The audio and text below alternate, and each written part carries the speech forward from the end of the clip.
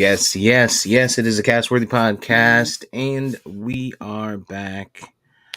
I am Big Steve, aka Last of a Dying Breed, on the Twitter machine, joined by the VP of Research. Today, it's November 6th, Sunday. Fall back. What do we gain an hour? Do we gain an hour or lose an hour when we fall? I I think we gain. I don't know. Because I know really, it. I know it happened. yeah. It's daylight savings time. They got us confused. That's what they want us to do. Confuse Mm. us with the time and then call us anti-Semitic. Uh, oh man, what's going on, man? How was the week for you? Yeah, it was pretty good, man. Just work. That's about it, man. One of my Story of friends, my one of life. my friends had her baby. She's one I always talk about who listens to the pod. Oh, okay. Um, yeah, she had her baby this week, so shout out to her. Yeah, congrats to Um, her.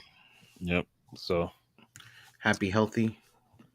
for the most part, baby was a little early. She was running a high BP or blood pressure, and so the doctor was like, "Oh, let's get you in, see what's going on." Then they got her in, and they saw that she had uh, I forget what they call it, something that was going on. They had to take the baby early, so the baby's about 3 weeks early, I think. So Okay. nothing crazy, but Mm-mm. Yeah, I think even at that time, it's still considered uh, full term, yeah. based on the scientific definition. Hmm. Um, cool, cool. So pretty uneventful week. As normal around this time, getting into the holiday season. Actually, the fun starts once you fall back after Thanksgiving because, or I'm sorry, after Halloween because you can start prepping for Thanksgiving. It starts getting late a little or dark a little earlier. Yeah. Like this is my favorite time of the year. Yeah. Weather is nicer. You can sit outside and get a breeze. You know what I mean? Like Hmm. this is amazing. Christmas lights are gonna start to pop up everywhere. Oh man, I think I'm gonna try and do something Christmassy big, pretty big this year. I don't know, maybe. Yeah. I saw a thing on Instagram. I think you might have posted it actually. It was like a person who was like, here's my box of Christmas shit because it's not Christmas time or something like that. Hmm. Yeah, I don't do heights too well, so I would love to do something on the roof, but that'd be that's gonna take some manning up before that Yeah. gets done. So I hear we'll you. see. We'll see. Um, it was an interesting week for me. I had a friend down that from Connecticut. His father lived in Florida, and he passed away last month, Sunday night. Mm, sorry to So hear that. yeah, so he was down here, and just kind of trying to keep him level headed and shit like that. But other than that, man, nothing too crazy. Not for this week, at least. Yeah. Like I said, these next few weeks though, it's turnip time for real. This is Yeah. uh this is fat people weather too. Once it starts to get cooler, yo, you can hide a little bit under the layers. Hmm. Throw a hoodie on, a jacket. This is our time of the year. It's our season. Yeah. Um. All right, man. So let's get to it. Let's get to it. I don't know where to start. I know where to start. Kyrie Irving. Kyrie Irving.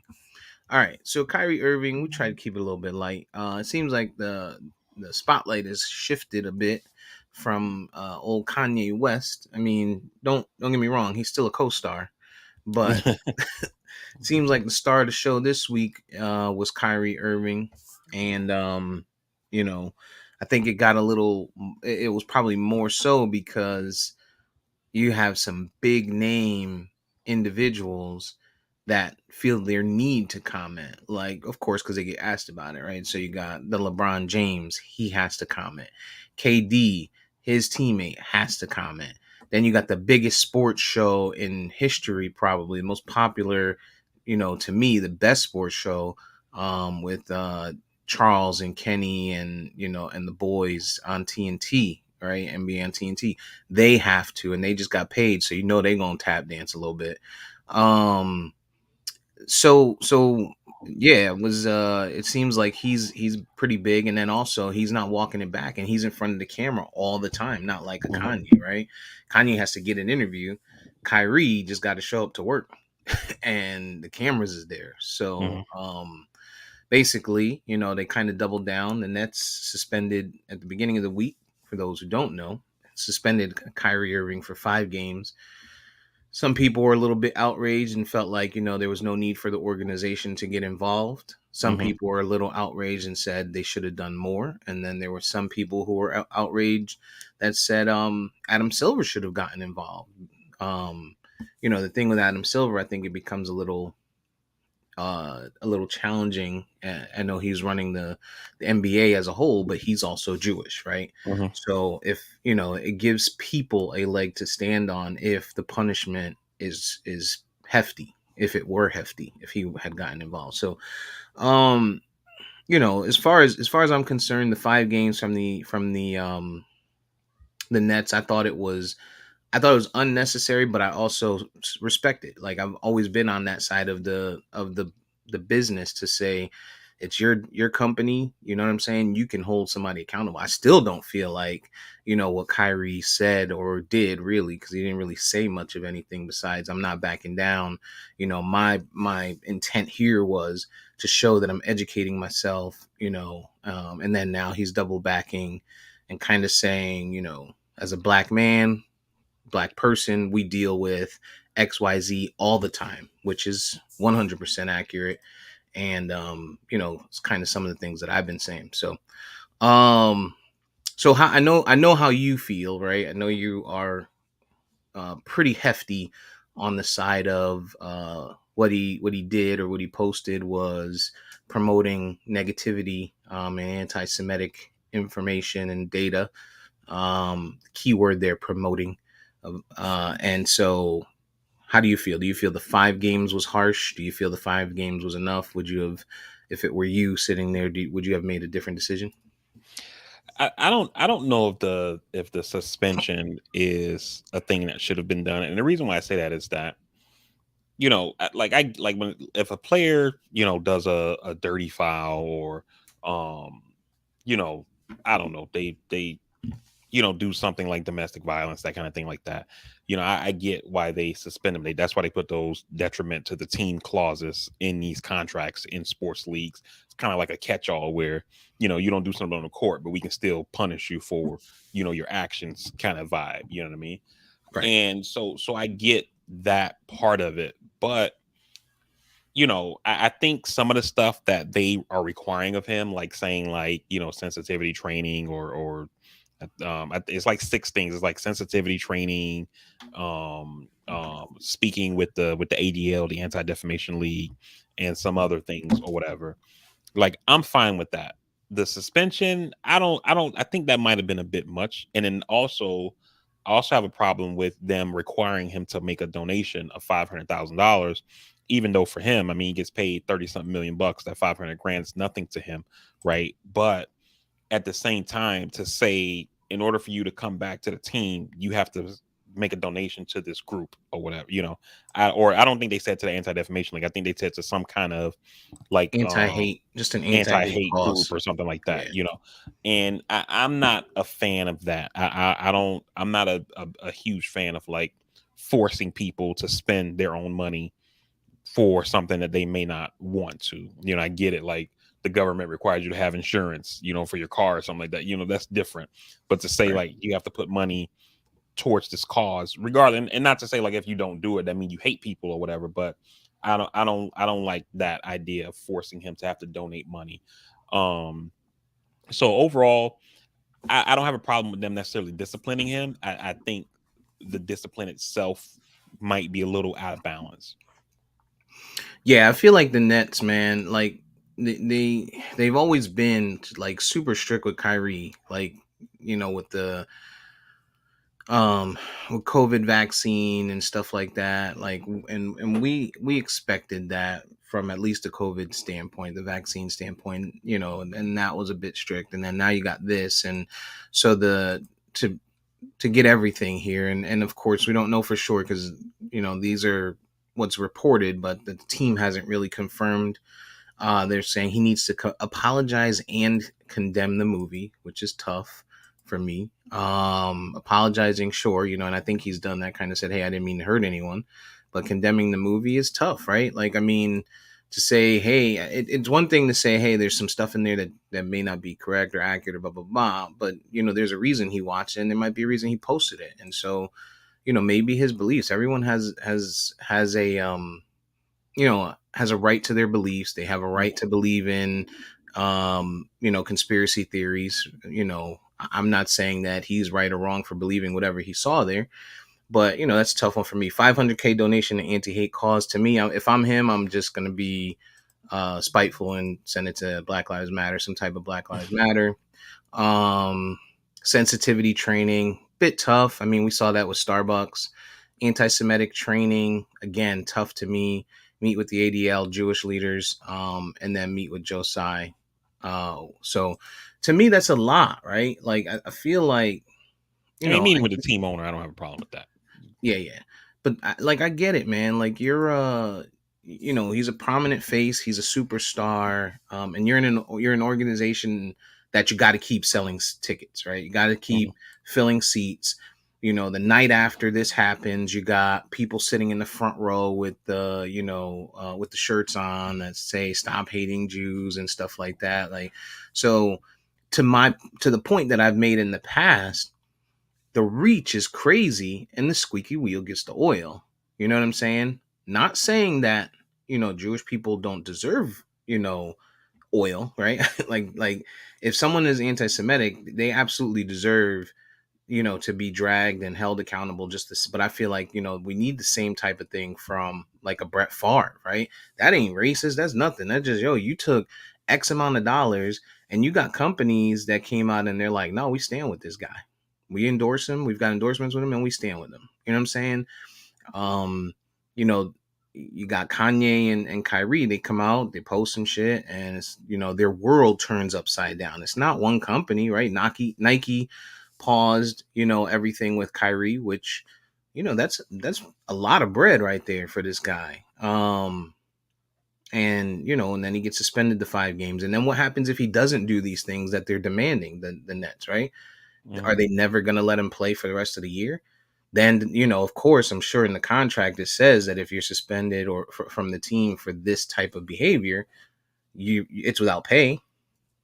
You know what I mean? So there's a major impact to these guys. And I get it. They're rich. Couple dollars to them, versus, what it would be to somebody like myself or you or, regular everyday person. But I think, everything for me and the treatment that he's gotten, I feel like is extremely harsh, especially since in his interviews, he's like, I take accountability for it.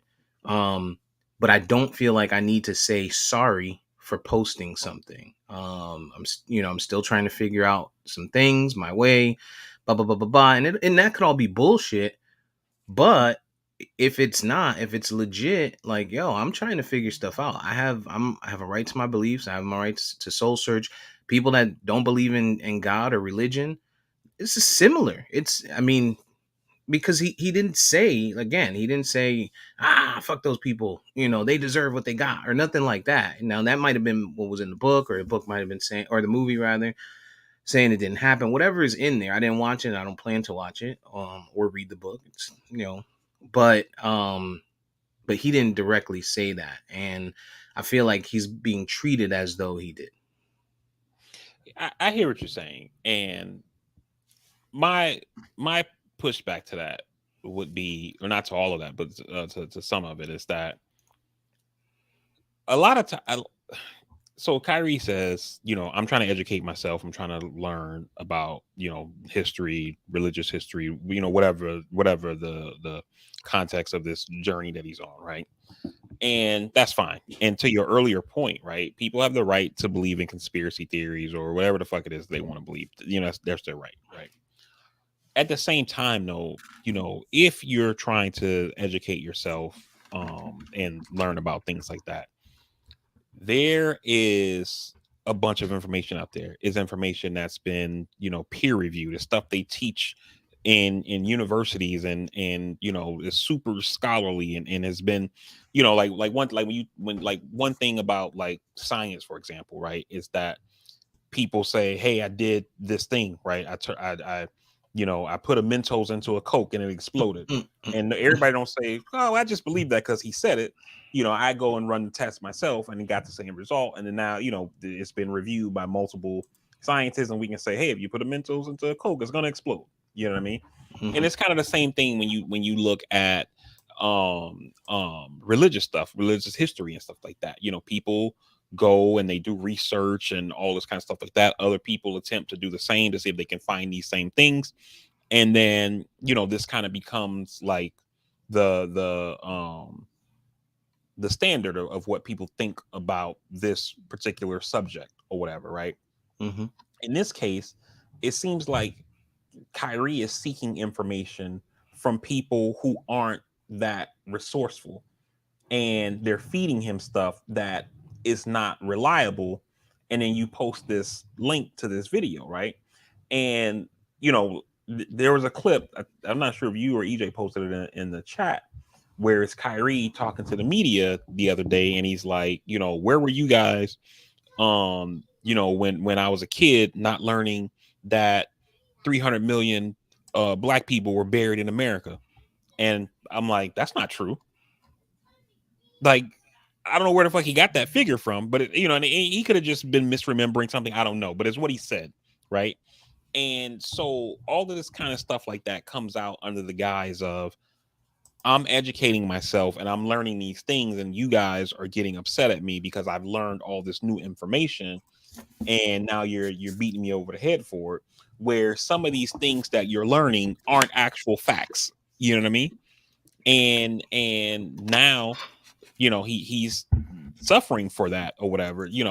Again, I said I think the suspension was a bit much, but at the end of the day, it was the organization's right to do so, and they did it. So, he has to make a choice on what he wants to do or whatever. If you choose to believe in conspiracy theories and things like that, and like to your point, I haven't watched the movie.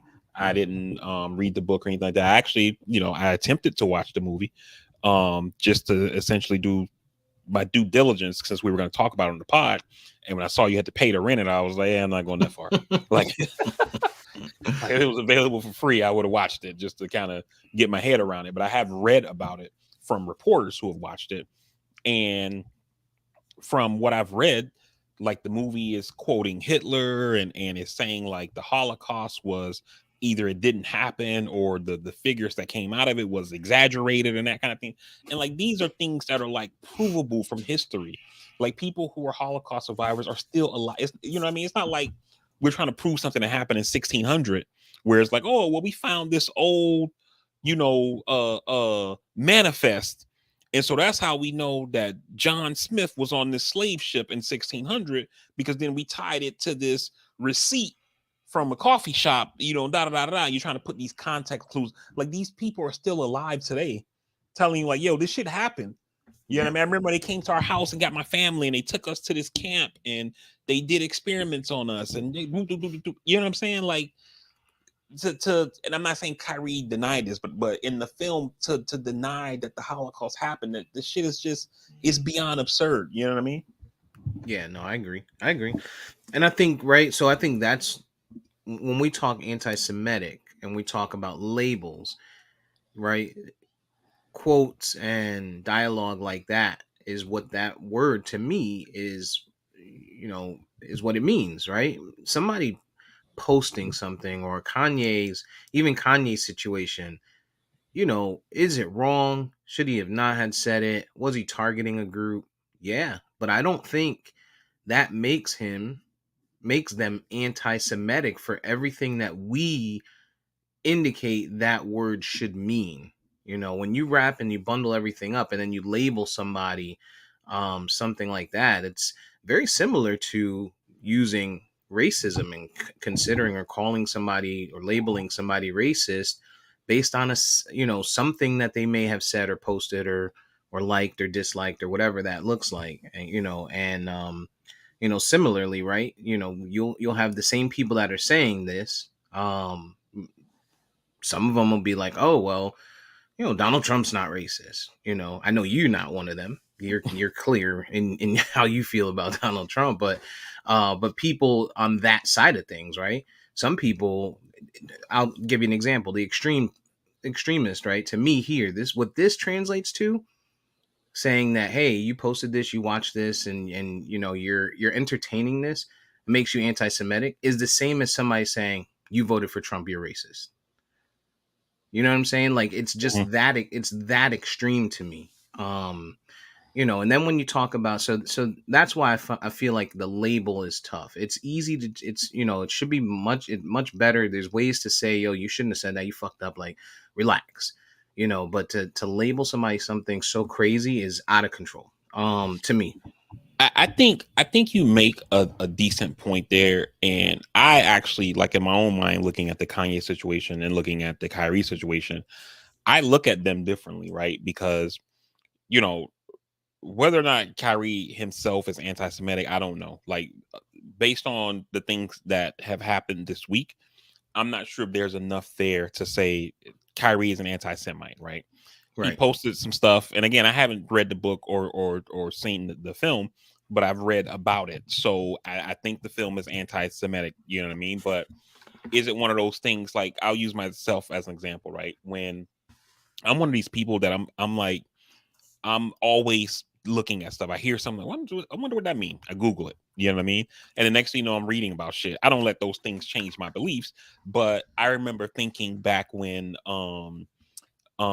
like when the war on terror first started, I was like, man, I could be on a watch list somewhere, because like I was interested in, like, Al Qaeda, for example. Like, how did they start? So I started Googling them and reading about them. Like, oh, bin Laden came from Saudi Arabia, boo, boo, boo. Fought in Afghanistan when the Russians were fighting over there and shit like that. It was like, oh, okay, you know, just learning shit about things that have happened. Not like I was interested in joining a fucking terrorist group.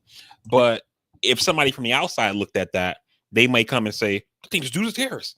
You know what I'm saying? And so I kind of put Kyrie in that bucket for now, and until unless and until something else happens. I'm not sure if he's necessarily anti-Semitic. Kanye's situation, Kanye seems to go after Jewish people, like, specifically for whatever reason. You know what I mean? Like when the Right. video came out last week of him talking about how a doctor misdiagnosed him, and he's like, the doctor misdiagnosed me, they did da da da, and I'm not gonna say anything about the doctor, and then he takes this big pause and he's like, the doctor was Jewish, and it's like, what the fuck does that have to do with anything? You know what I'm saying?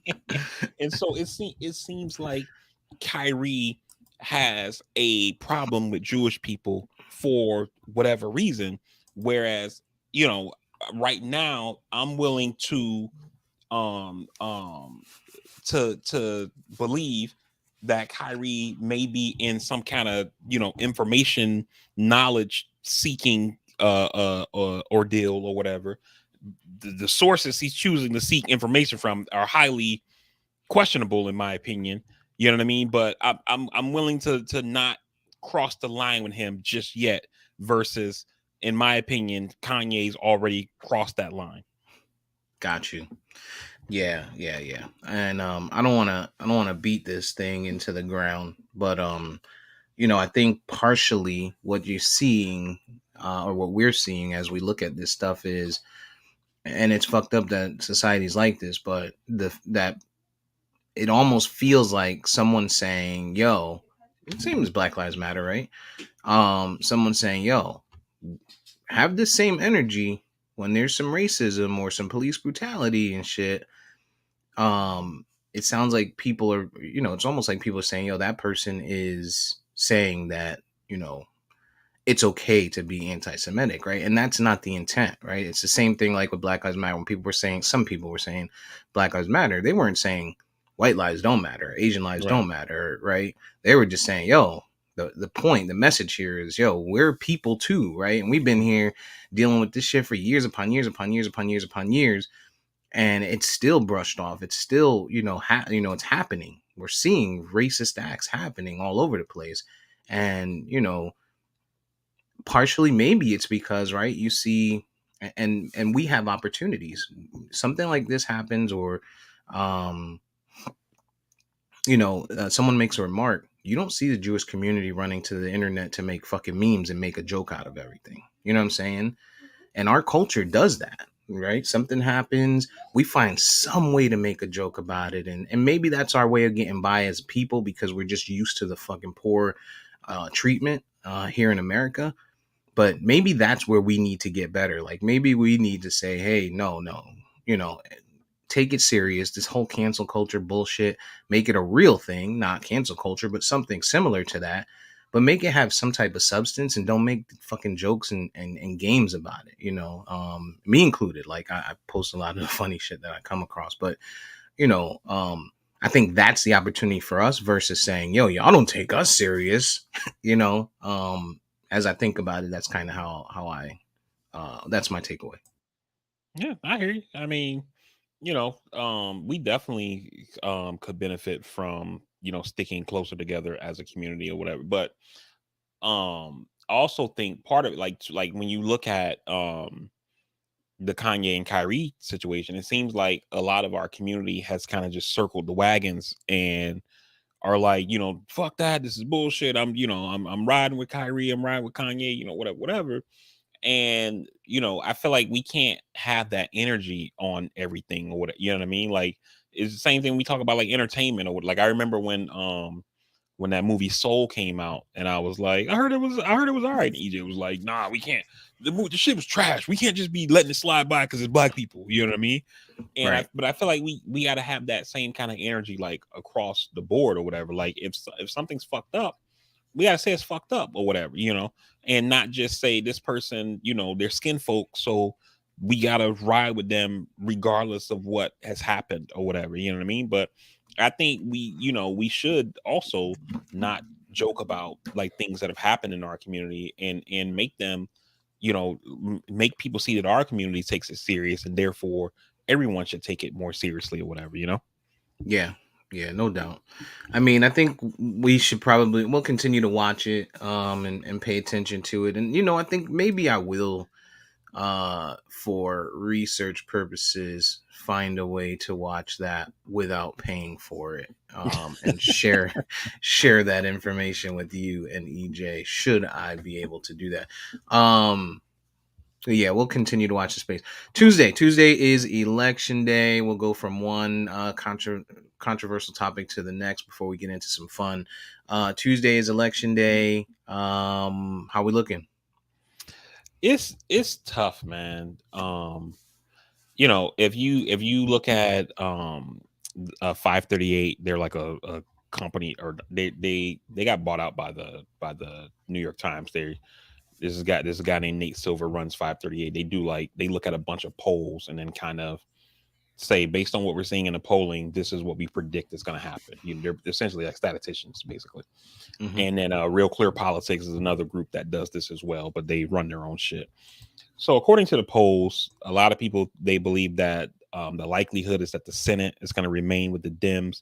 There's a possibility that the Republicans take control in the Senate, and that the Republicans are going to take the House. Um, but what we found out this week is that part of the reason that these polls are shifting is that a lot of Republican pollster firms have released a lot of like shit polls. And whenever you look at polling, let me just step back for a second. The thing you have to look at, and it's what people like us don't normally see. I see the stuff. I don't read polls, but I watch media about them. Like, you may be watching the news and you see like, oh, so and so has a 4% lead over so and so, and you're like, how the fuck? And then people look at that and say, man, I guess I don't need to vote. This motherfucker's gonna lose. You know what I mean? I don't got to take time off work that day. And Right. that's kind of the point, right? But the thing that you have to dig into is what's called the sample. So you'll see this poll was based off, 700 people. But within the poll, they try to get a group of however many people to represent this county, this state, the country, whatever. You know what I mean? And these recent polls that have been coming out showing that Republicans are going to win, have the sample has been like heavily Republican, and a lot of people say that they don't think that the sample actually mirrors what the electorate is actually going to look like on November 8th. And so these polls have skewed the averages, and then the people who do these predictions are saying, well, based on what we're seeing in the polls, we think the Republicans are going to win. So, I think from everything I'm hearing, man, overall, I'm saying that to say it seems like a mixed bag. The polling is in the Republicans' favor. The early vote, we don't know who voted for who. We just know this is these are the kind of people who have voted. This is kind of what they look like, whether it's young people, old people, black, Hispanic, white, etc. Based on the early vote, and it looks good for Democrats, but we got to see what happens on election day. Yeah. I feel like polling is always off anyway, Mm-hmm. because when do they make these calls? Midday, right? And people like myself, first of all, I'm not picking up the phone anyway. But even if I'm definitely not picking up midday when I'm at work. You The got a people that landline? I do, Okay, I was gonna say yeah, because most people don't get polled because most polling happens on landlines. They don't call cell right. phones.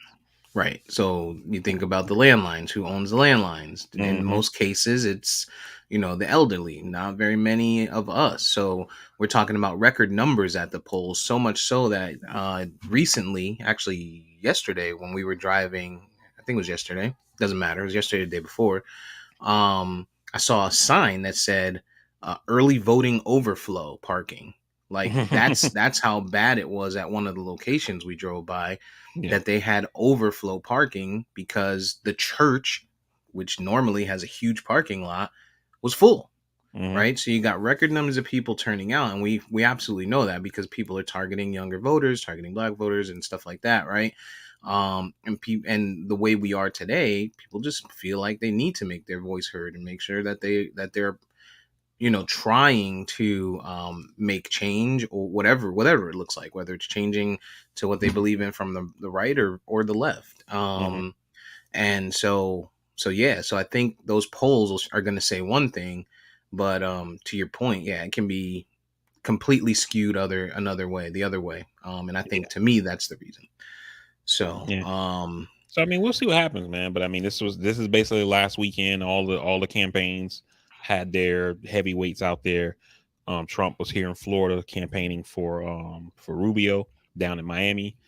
Um, he also talked some shit about DeSantis. And that's basically 2024 shit. He sees DeSantis coming, so he's trying to cut him off at the knees before he mhm. even has a chance to get any kind of real momentum. Um, and then Trump also was in Pennsylvania campaigning for Dr. Oz and Doug Mastriano, who's running for Oz for Senate, Mastriano for governor.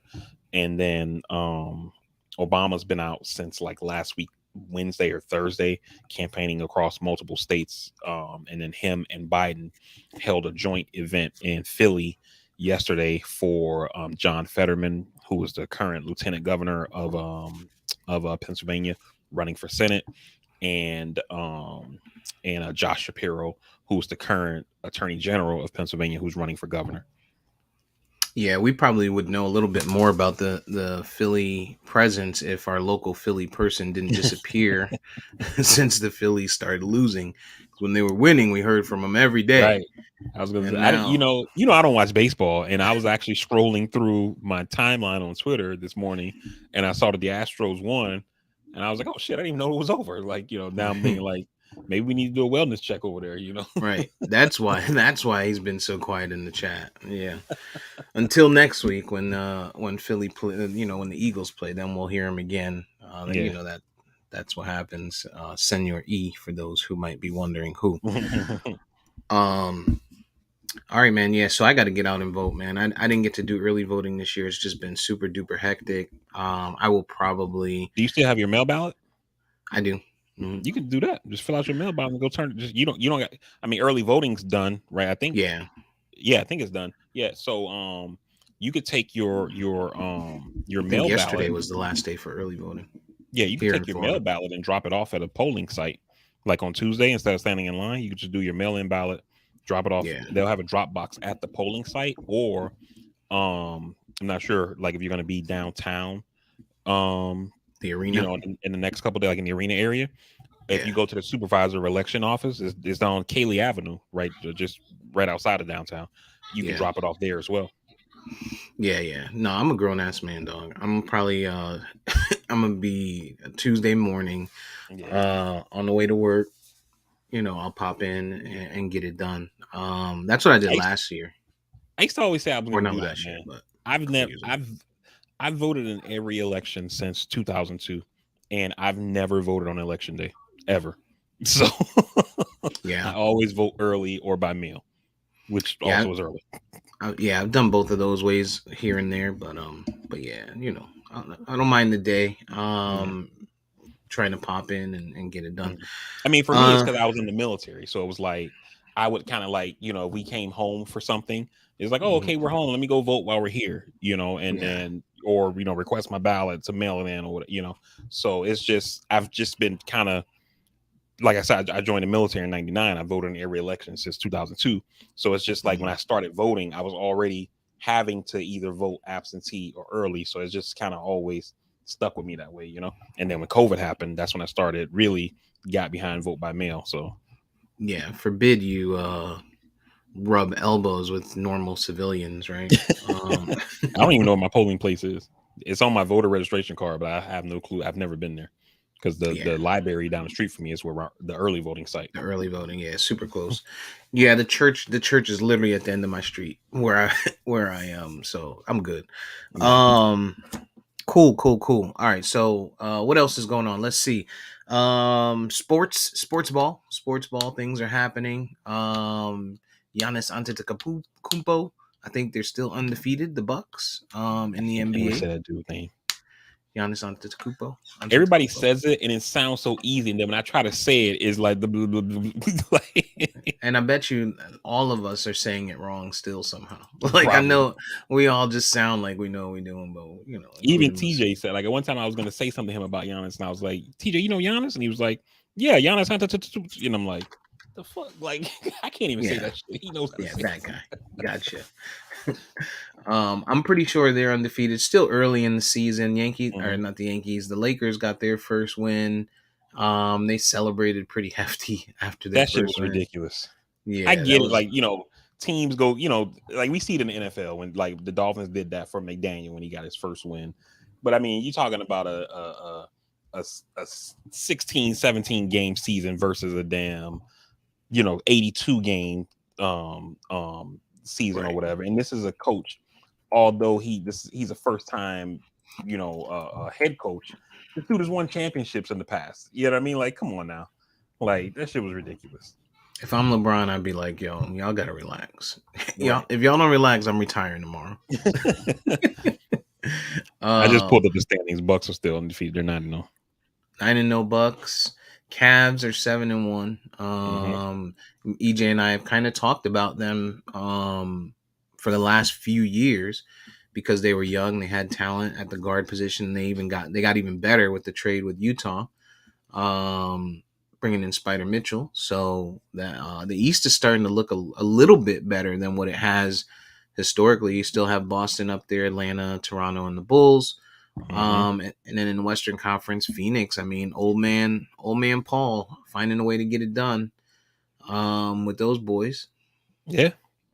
I mean, this the it's as much as and we've done it as much as anybody else talked about the fact super teams and no parity and stuff like that. But with these guys getting older, the guys who were doing the super teams, you know that it almost seems like that stuff is dying out. I thought it would maybe take a little longer than it has, and you're starting to see a little bit more parity where yeah, a big time guy may go and join another team, but it don't seem like they're doing it for the point of saying we got to have a big three super team or whatever.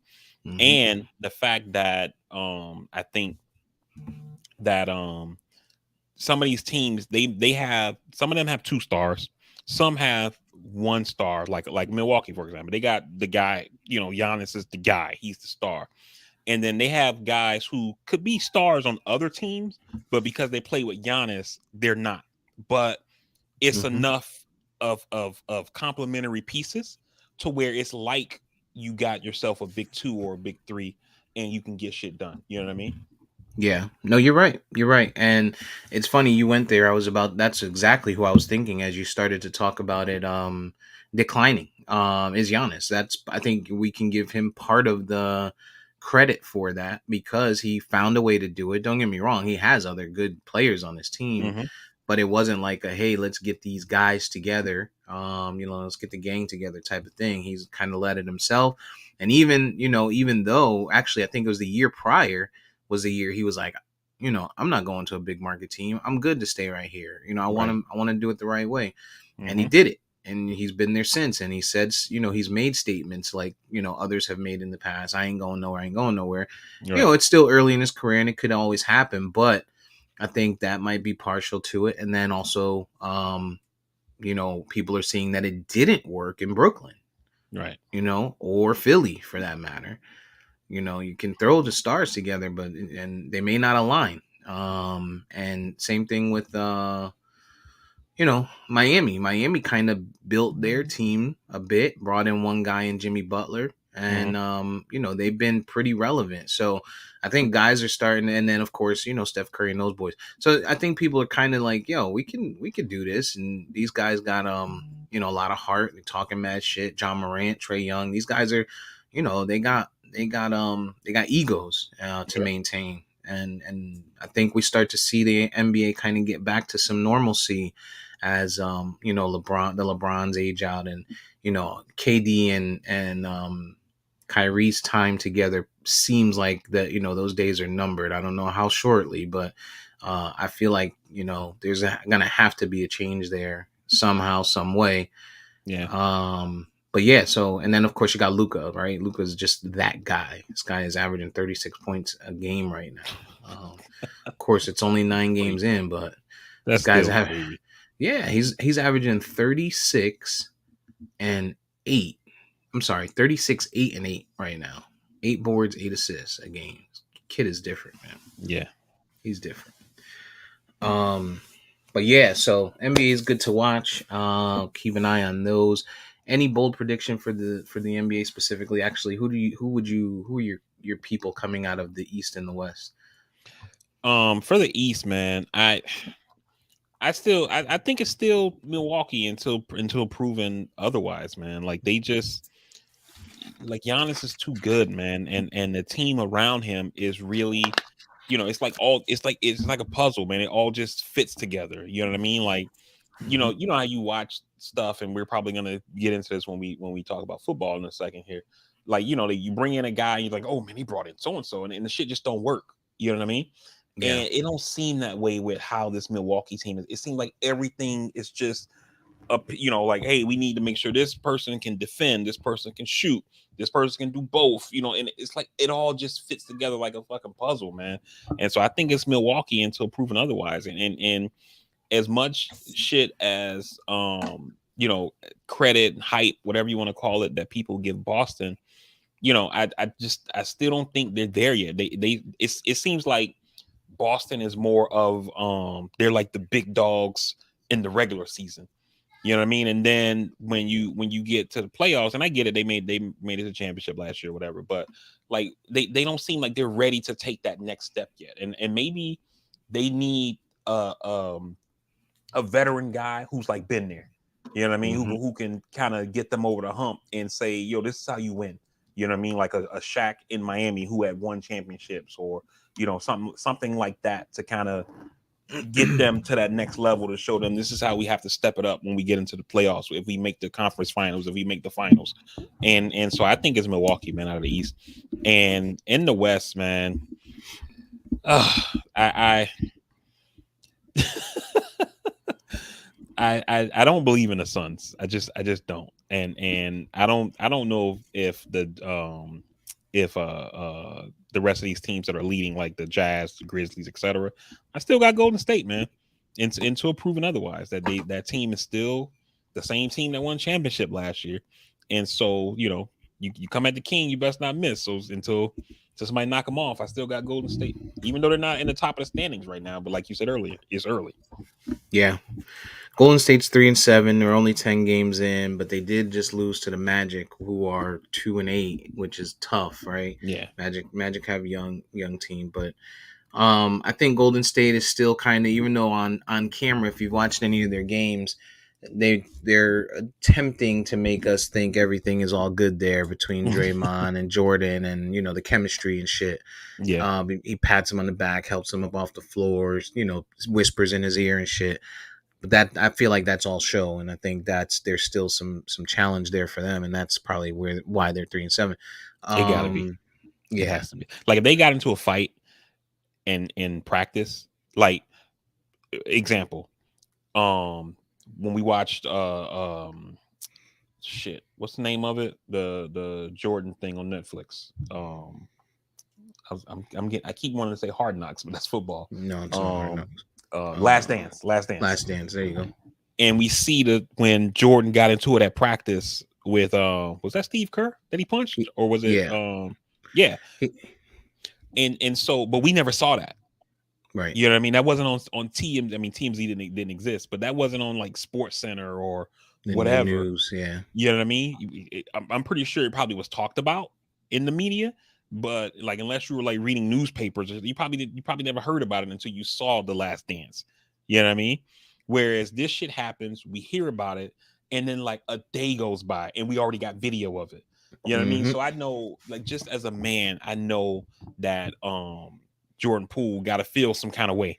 You know what I'm saying? And he's balling. Even if it's just subconsciously. You know what I mean? Oh, no doubt. You know what I mean? And he's balling. Like, you know what I'm saying? So he got the right they got the right and the wrong coach. They got the right coach in the fact that he's familiar with it, but they got the wrong coach in the fact that he's probably like, yo, just brush it off. Look, we did that and we won. Yeah, but you wasn't all over the media. It wasn't memes back in the day. Like, you know what I'm saying? You might have ended up in like the Sunday comics in the newspaper or something, right, as a joke, but you're not going to reach the whole entire world as in 10, 20, 30 different memes. So it almost feels like they need to just like take care of it. You know what I mean? Like go in the back, put the gloves on, whatever, make it happen, and then be done with it. Like when I was stationed in Japan, we had this dude from New Jersey, Smith. I can't remember what his first name was. His last name was Smith though. And this dude was like one of those guys. Like he didn't take no shit, whatever. And he's walking out the formation. He's late. And like usually, like you're late, you hauling ass, you're already late. You know what I mean? Yeah. And this dude is just walking. And we had this corporal. This dude was a fucking piece of shit, man. Nobody liked this dude. But he's a charge. He's a corporal. We're all like privates and shit, And he's like, Smith, get your fucking ass over here. Fucking this, fucking, And Smith just keeps like gingerly walking over. And we thinking this motherfucker coming to formation. He walks right up to dude's face and he's like, yo, if you ever talk to me like that again, I'll beat the shit out of you. And we're all looking like, oh shit. Because I mean, it's the military. Like this dude outrank, you know what I mean? That shit means something. You know what I mean? Right. Yeah. And the corporal dude, he turns to our staff sergeant and he's like, Staff Sergeant, did you hear what Smith just said? And our staff sergeant was like, I heard him. What you gonna do? Right. And he was like, I'm telling you. And our staff sergeant was like, I guess you're not gonna do anything. Like, let's keep it moving. You know what I mean? Like, he was like, that motherfucker talk to me like that. We'd have to see about it. You know what I'm saying? Right. And maybe Poole and Draymond just need to have a moment like that where they, they go see about it and then dead this shit. You know what I mean? That's it. Or listen, man, only way we gonna make this whole is if you stand there and let me punch you in your face. That's it. But yeah, so out of the East, I think Milwaukee's a good bet. I think it's they're not the easy, but they're probably the favorites, all things considered, without injuries. Right. I feel like Milwaukee can definitely or should be the ones. I'm still high on Cleveland. Also because I can see LeBron finding a way to get himself on that team. Just the kid from Akron. Just right, exactly. So I'm interested in them, but then in the Western Conference, I'm watching Memphis, man. Those kids are young, scrappy. John Morant Feels like he's got a chip on his shoulder. Hmm. He only knows what he knows. He's got no respect for the OGs. Very similar to, what I see Memphis as being is like Cincy, Cincinnati, with young Burrow and young Chase who came out Hmm. there and they're like, I'm not scared of Kansas City. You know what I'm Right. saying? Like, I don't know this guy. I've never seen him. I've never played against him, but I know what I'm going to do. And they kind of made it happen. So that's kind of what I see Memphis as right Right. now. It's And like I when you hear think the commentators say they don't know they're supposed to lose. So they're like, yo, I'm exactly. here. Like shit. Like, Yeah, exactly. What you mean? What you mean underdog? I'm not underdog. For Joe Burrow, he never lost, right? Right. Dude never lost a game. Never lost at least a big game. I'm sure he lost a game in his life, but Right. you know, since coming up. So you telling me I'm supposed to lose? Like, fuck you mean? Right. That's not in my DNA. And then of course he lost. We see the a little bit of hangover slump stuff like that. Hmm.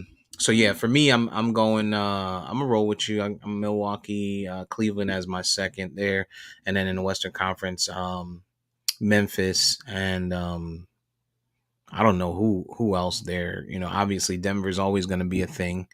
They find ways. They got the Joker, so that's probably the two Yeah. for me. Like speaking of LeBron potentially, going to Cleveland or whatever. Like, do you? I heard Stephen A. say this, and I thought it was kind of like crazy. And then, like, the more I think about it, I'm like, this dude might be onto something. Stephen A. says that the Lakers should trade LeBron. He's like, the team sucks. They don't have anything of value except LeBron. Why not trade him now and get some picks and start setting yourself up to start trying to rebuild this franchise? You know what I mean? Yeah. And what do you think about that? I think. I mean, it could work, but they're Not gonna necessarily want. the Cleveland. I just mean like in general, trading Yeah, in LeBron. general, but they're gonna want something, and we know LeBron's ultimate goal is to play with Bronny. So if I'm the Lakers, what I would probably consider is trading AD. Even though he's younger, but you might be able to get you might be able to send him to a team that's not that great at the trade deadline, Hmm. and and you can get some picks back and get Bronny early. Hold on to LeBron. LeBron is going to restructure whatever it takes, to be able to make that happen. He's always been that kind of flexible guy, Right. and you're still gonna fill seats. If you trade LeBron, you're gonna lose people coming to them games. You know what I'm saying? Maybe not everyone, but you're gonna lose some people, and especially if they continue to lose. Yeah, I like that point too. Especially, I mean, you think they got what 4, 5 first round picks for Rudy Gobert. So I Yeah, mean, what could you get for AD? You know? exactly. If this guy gives you 20 solid games without getting hurt, his value triples. It skyrockets because Hmm. people know what he's used to. I mean, of course, game one, this dude comes down wrong. I think it was his ankle or some shit, and they're like, "Oh no," or his back or something. They're like, "Oh no," So every game is a risk with AD. Unfortunately, this guy needs to, I don't know, maybe drink some protein or Yeah. he got to do something. Yeah. Some milk. At least that's what they told us back in the day. All right, so NFL. Good week here. Some decent games. Lots of bye weeks. Lots of teams on bye this week. We saw Thursday night. Philly came out. They played Houston. Kind of struggled in a game that they shouldn't have struggled in. Hmm. The score says more than what the game looked like. 29-17 there. Philly's 8-0. We talked about some power rankings this week, and you questioned Philly not being number one at undefeated. And of course, there's some other ones in the rankings that we saw, and those, of course, are subjective based on who writes those. Hmm. But you know, if you're doing power rankings today, and you just had to do your top three teams in the league, we won't say 10 like everyone's doing. Hmm. What are your top? Well, let's do top four teams in the league. If I had to do four, I would say Philly, mostly because they're undefeated. I get like people saying Buffalo's a juggernaut, et cetera, et cetera. But regardless of how much a juggernaut you think they are, they still got a loss. So I would go Philly, Bills, KC, Dallas. If I was doing a top four. Yeah, I have a similar. My list is similar. I don't have Philly 1. I'd still have Buffalo 1. I'm okay with Philly being 2, although I feel like they were on a collision course. You know, train A left Philly, train B left Dallas. They're gonna meet in the middle. You know what I'm saying? And it's gonna happen. You know, as long as health is involved on both sides, we'll see a really, really good team. Kansas City, I really like, of course, Mahomes, and those guys. But I think, if I'm doing my fourth team, I can plug in and be comfortable plugging in um, your team, the Dolphins, specifically based on the moves that you guys made at the trade deadline. You shored up the defense like crazy. The pass rush should get much better with Bradley Chubb in there. And you brought in a good running back, Jeff Wilson, who should be a starter. He Hmm. lost, first of all, he's been the backup to Elijah Moore out there when he should have probably been the starter. He comes in, all he does is kick ass and chew bubble gum, and they decide, you know what? Let's go ahead and trade for McCaffrey. Sure, McCaffrey's a generational talent. The guy's great, always hurt, and who knows, right? Jeff Wilson can probably do similar things. Not everything, not close, because McCaffrey's a fucking freak of nature. Yeah. So for me, that's a great pickup for you guys as well. Tua looks like he's gonna live. His brain is okay. So and he's making some good throws. That was the criticism coming in last year, this year, even more. Once he gets a guy that runs like a 4.3, 4.2 and Tyreek, and they're like, this guy's gonna outrun the ball every time he throws it. And he's finding ways, especially with Waddle on the other side. So shoring up that defense, they are looking good. I can understand someone going Dolphins over Chiefs, but I think they're interchangeable. And I feel good about the Cowboys with Dak. We're gonna get healthy. Tyron Smith will be back. We'll finally get James Washington, who's a decent slot guy. It's just another weapon. And then all things are saying that they're considering, and of course they're rumors, but they got their eyes on Odell for a December signing, which would, Hmm. I mean, like, dude, from a quarterback standpoint, from Dak, I'm like, make it happen. Like Right. CD, you got CD, you would have Odell, you have Gal. Like, I'm gonna have all types of toys, pause, to play with. In addition to Dalton Schultz, in addition to a Zeke and a Tony Pollard, in addition to a defense that can get me short fields, like, yes, make this happen. If I'm Dak, Yeah. that's what I'd be saying. Yeah. I mean, if you're Odell, you can have the luxury of signing with a contender, but Mhm. that the Dallas move would be great for you guys if he went there, man. I see your point with us. The problem that I would have with us in the power ring is one, you said this in the chat. I probably put too much on the schedule versus the team itself. But just looking at the team, man, we got a lot of holes on our team, especially on the defensive side of the ball. And I think Chubb does a lot to shore that up.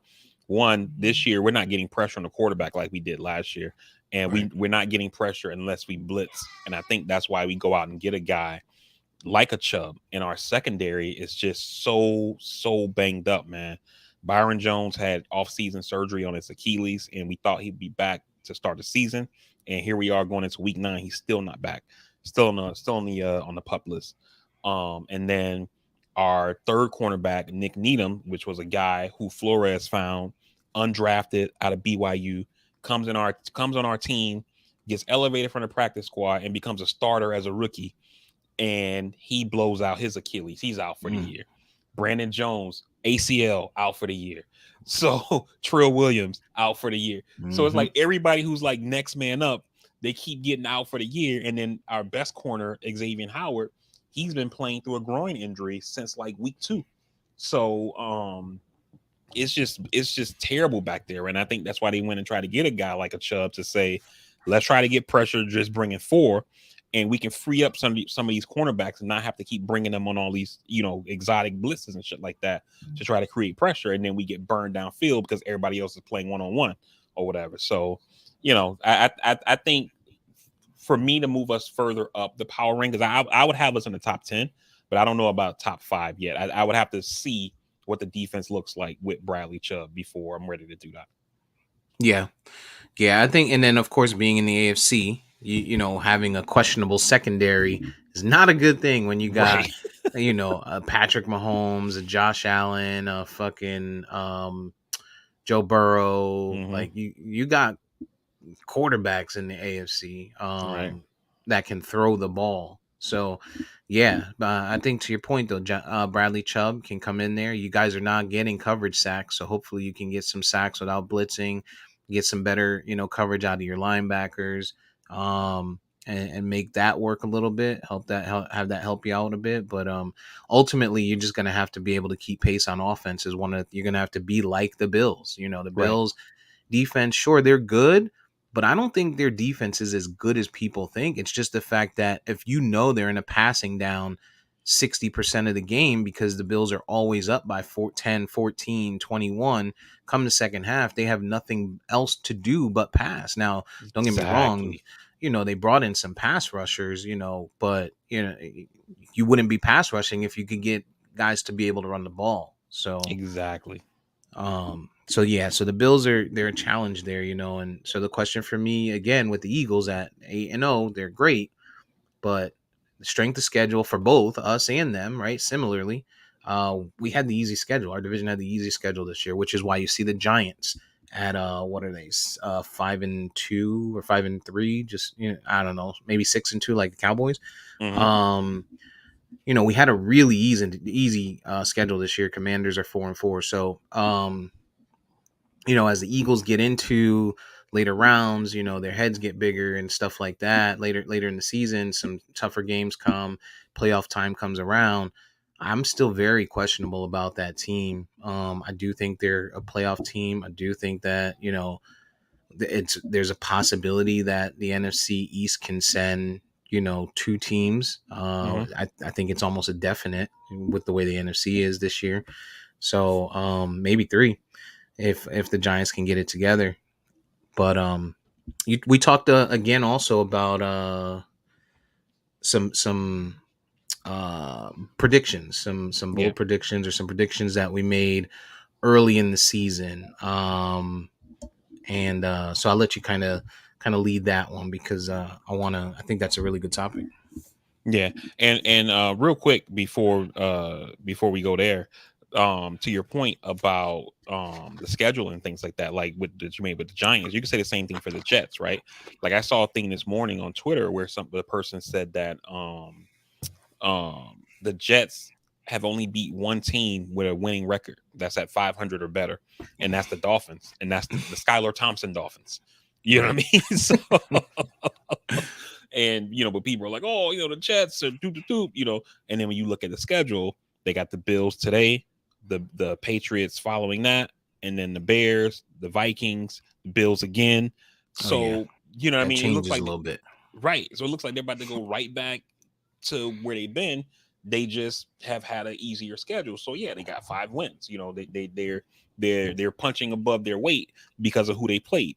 And again, they haven't beat a team who's over 500 except for us when we had our third string quarterback playing. So Yeah, yeah, so but yep. yeah, so oh sorry, go ahead. I was gonna say that's the same thing with the Eagles. But best team they've played so far. I mean, they played Minnesota, but they played the Cowboys with the backup. Hmm. So I want to see the second half of the season as it gets cold. Not on the Eagle front, but the Cowboys too. Like we've had an easy run. The bonus for us is our schedule kind of gets easier. Versus getting tougher. We've played some of the tougher teams that we were supposed to play. Um, this year while we had a backup. Right, right. So the schedule definitely matters, man. But I mean, of course, as fans, we all are just like, my team is whatever and whatever, so fuck that schedule, I'm all about it or whatever. um and I'm looking for the actual question right now in the chat. So while I'm doing that, let me ask you this. I also saw it reported this morning that multiple teams have reached out to the NFL, and they're saying that they're requesting that the league consider moving back the trade deadline to, like, instead of this past week in week 8 basically, to move it back to like week 10 or possibly week 12. What do you think about that? Um, with all the injuries that we've seen, I think there could be a benefit there. They're adding games. They added a game this, last year or whatever that looks like. Teams now have to account for, long distance travel and stuff like that. So there's a lot of stuff that takes people's minds off of just focusing solely on. And don't get me wrong, I know they have executives and people that are assigned to these tasks and roles, but when you got your eye on something else, there could be questions, emails, and stuff that's missed, Mm-hmm. with all of the stuff that's changed now. And then again, you've added another game, and injuries are really prominent. So you've got people that could potentially come back weeks 9 or 10. If I remember correctly, and maybe this is just fantasy for me, maybe I was thinking fantasy, but I thought at one point trade deadline ran to after Thanksgiving, and I'm maybe again that would might have been fantasy, but yeah, that seems like a realistic number. Week 12 is a bit excessive. I think Mm-hmm. 10 is a fair number. 10 or 11 is a fair number. 11 I think is even still pushing it a little bit because we're what 9 now. So Yeah. you'd have 10, 11. Yeah, week 11 would be Thanksgiving week. So yeah, I think maxing out at that would be fair. Yeah, I agree with all of that, and I think that you're right about it might be mixing fantasy with real football as far as the trade deadline, because I feel like I'm remembering it the same way as you, but I'm thinking that may be more fantasy versus actual Right. football. Um, but yeah, I think that especially now with teams not playing in the preseason, it Hmm. essentially you kind of don't really start finding out who you are until you get to like week 3, because teams play sloppy those first couple of weeks, and then injuries, et cetera. So you move it back to like a week 10. Now you've kind of, your team is gelled, you kind of see where the holes are, and then you can say, okay, let's go out and make a trade. And in the argument that the reporter was making, they were saying that they think that the NFL should do it just because, one, fans like trades, and fans also seem to not care about picks. And I was like, I think watching the NFL the last, I would say, let's call it like 4 years maybe, when you see, I'll use two teams in particular, which will be the Rams and the Dolphins. The Rams go out and spend first round draft picks bringing in Matt Stafford, first round draft picks bringing in Jalen Ramsey, and other moves that they've made. And they're like, fuck those picks. And they win a Super Bowl. And I'm pretty sure there's no fans sitting at saying, man, we don't really got a lot of depth at this position because we gave her there. Or they're like, you won a Super Bowl, bitch. You know what I Right. mean? They're still high on that shit. You know what I mean? Yeah. And that's all they care about is they just won a Super Bowl. They don't give a damn about those picks or whatever. They're gonna be high on that shit for the next couple of seasons. And by the time Right. that high wears off, they'll start having picks again. You know what I mean? And then with the Dolphins, they are saying we need to try to rebuild this team. What we got is not working. So we're burning this whole shit down, and we're going to get a bunch of picks and then use those picks to bring in guys to set up future success. Right. And, you think about the Dolphins. It was crazy when I saw this or whatever. Right. Somebody was saying that, it was a Miami fan. They were like, the Dolphins should build a statue of Laramie Tunsil. I was like, how they got like the Dan Marino or the Jordan statue outside of the United Center for the Bulls.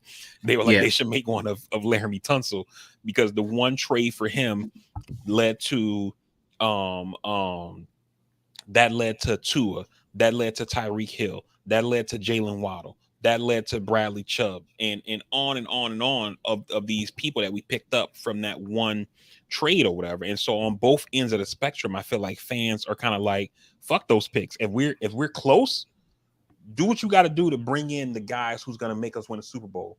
If we need to rebuild this franchise, do what you got to do to rebuild this shit. And you can use the Bears as an example. The Bears traded away Quinn. They traded away Roquan Smith, and they're stacking up picks now. I think in the draft, this upcoming draft, I think the Bears have 10 draft picks, and then after the season, they're going to have over $100 million in cap space. And if they think Justin Fields is the guy, they already got Claypool they just brought in. You can go and get other talent, and then use all that cap space to bring in free agents. And then next thing you know, you can see them go from sugar to shit overnight, basically. Yeah, no, I like what the Bears did there with young quarterback. They have a young quarterback. They have some, decent running backs. If I'm them, I probably find a way to get Montgomery out of there. And what I was saying yesterday is they should probably go after like a Josh Jacobs, Mm-hmm. who the Raiders kind of slighted, so he's going to be okay with I like that fielding move. some calls elsewhere, and try to bring him in. And then you use your picks and all that extra cap to shore up other places and make things square on the defensive end, maybe on the O line, so that Justin Fields isn't always on the run. Mm-hmm. And then you have a shitty division, right? Green Bay is getting worse. Aaron Rodgers is getting old. The Lions are getting a little better. Their defense is there. They Mm-hmm. got a young wide receiver and Williams who's going to get healthy. And if he is a shell of himself in college, he's going to be a really good guy. But Minnesota's, they're nothing to really think about 2-3 years from now, even a year from now at this point. Mm-hmm. So yeah, Chicago can easily do something in that division. And in the NFC, we just see it getting weaker. Aside from the NFC East, who seems to be getting stronger. And again, we talked about strength schedule recently, but all other divisions are shit. The South looks bad. Tampa Bay is going to lose Tom Brady. The Saints don't have shit going on anymore. Carolina just traded everything they got away for the most part. Like there's not much going on. Seattle is living on Geno Smith. Like the NFC is getting really weak. So Yep. definitely some moves. The one thing you made me think about when you talked about the Stafford thing, and the only thing about pushing the trade deadline back, is you could potentially have a team who at week 8 today is 500 or close to it. By the time they get to week 12, instead of being 4-4, they could be 4-8. And Mm-hmm. now they might sell an absolute stud or star. And so that to me is the only thing that can make things a little off, because now you have teams that were also 4-4 who just happen to go on a streak, and maybe they're 7-5 now, and they can go out and get this stud at whatever position, quarterback, wide receiver, running back. And just I think you see more stars being moved in a situation where it gets pushed back like that, and Mm-hmm. then you get more reactive trade versus proactive trades, or planned trades. So Yeah. value, I think there's pros and cons to both sides, and I think it should be pushed back a little bit. 11-12 is might be a bit far. Yeah. That's a good point. That's a good point. And so back to what we were getting ready to talk about. Thinking back to this season started after, the draft, all the free agency moves and things like that. What would you say was your worst take for the upcoming season? And let's do two of them. So think of one that you had like for your own team, and one generally for the league. And if you want, I can go first because I already got. You've already kind of figured it out. Yeah. Go So ahead. what I would say for the league generally is, I don't know if you remember this when we did the episode right before the kickoff of the season, and you asked for a bold prediction, and I said I had Matt Ryan as my dark horse MVP candidate. Yeah. Oh man. Woo. That was swing Yeah, and a miss. I think you missed on that one. That's why it's called bold, right? Right. Oh my goodness. Yeah, I it was just tough. thought I mean we've seen Matt Ryan over the years, right? We kind of know what he is, right? But I just thought like, man, he's gonna go to Indy. It's not, I don't think the team is necessarily built for like a Super Bowl, but they get on a little bit of a run and get some momentum. Who knows? He's getting a little bit of upgrade. He's not dealing with a guy like Julio who's always hurt. They got Jonathan Taylor, legit running back. The defense seems pretty solid. Like he could go there and do some numbers. You know what I mean? And so I had him, dark horse MVP candidate. This motherfucker's not even a starter anymore. Right. Yeah, a little bit excessive. Oh man. And for my other one, I actually have I had two, and I can't remember the other one or whatever. But so I'll just go with the one I can't remember. And we kind of touched on it a little bit in the pre-production. Is Cedric Wilson, man. I thought this guy was gonna be a big part of our offense. I figure, okay, you know, either Tyreek or Waddle is going to be getting doubled on almost every play, either one of them, and the other one is going to eat, or Cedric Wilson is going to be picking up all you know, like kind of like a dog picking up scraps that fall on the floor. You know what I mean? Mm-hmm. All Mm-hmm. anything that don't go to them is going to him. And this offense is going to be crazy with the addition of this dude. We paid him all that money, and he barely plays. I'm amazed at the fact that he's barely on the field. And Trent Sherfield gets a lot of those reps that I thought were gonna go to Cedric Wilson, man. Depth. Maybe that was a long term play for them. Maybe. And then of course, Sherfield. He's a rookie, right? No, So, no, this is his third season. oh, okay. Well, yeah. So that's wasted money. He's That's he's wasted money. he's a depth guy, Sherfield. Yeah, yeah. He should be. Should be. Um. Yeah, yeah. I mean, so for me, mine is similar to yours. I recall week one of the NFL season or before, I said the AFC West was going to be the toughest division in the league. I was like the Raiders. I said the Raiders, and it would either be the Raiders or Denver to come out of the AFC. And boy, was I wrong. The Raiders are 2-5 magically somehow. They did get. I mean, they got some talent. They just don't know what to do with it. And I think you said you were right because you said, and I remember vividly, you were like, yeah, but the one thing is they still got David Carr. And then we laughed at you and said, you mean Derek Carr. And you were right. You were right.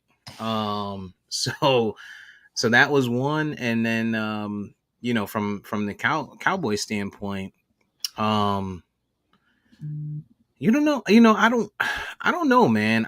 I think the bad one, which is kind of a good one, I guess it works out is, I talked a lot of shit about Trayvon Diggs, and I was like, I don't know if he's that guy. He's been getting burnt. He got burnt last year, blah blah blah blah blah. But this guy hasn't missed a tackle all season. That The- he's a beast, man. You know, Beast. has he blown some plays and being risky and stuff like that? Yeah, absolutely. But he's made some great plays, and so that was probably the worst one for me, because right now they're still on track for what I was hoping for, which is potentially still winning the division, getting his being a contender in the NFC, and hopefully going deep in the playoffs. But Yeah. yeah, I Those mean, I those think I guys had scare me. yeah, I think I had Zeke a little high.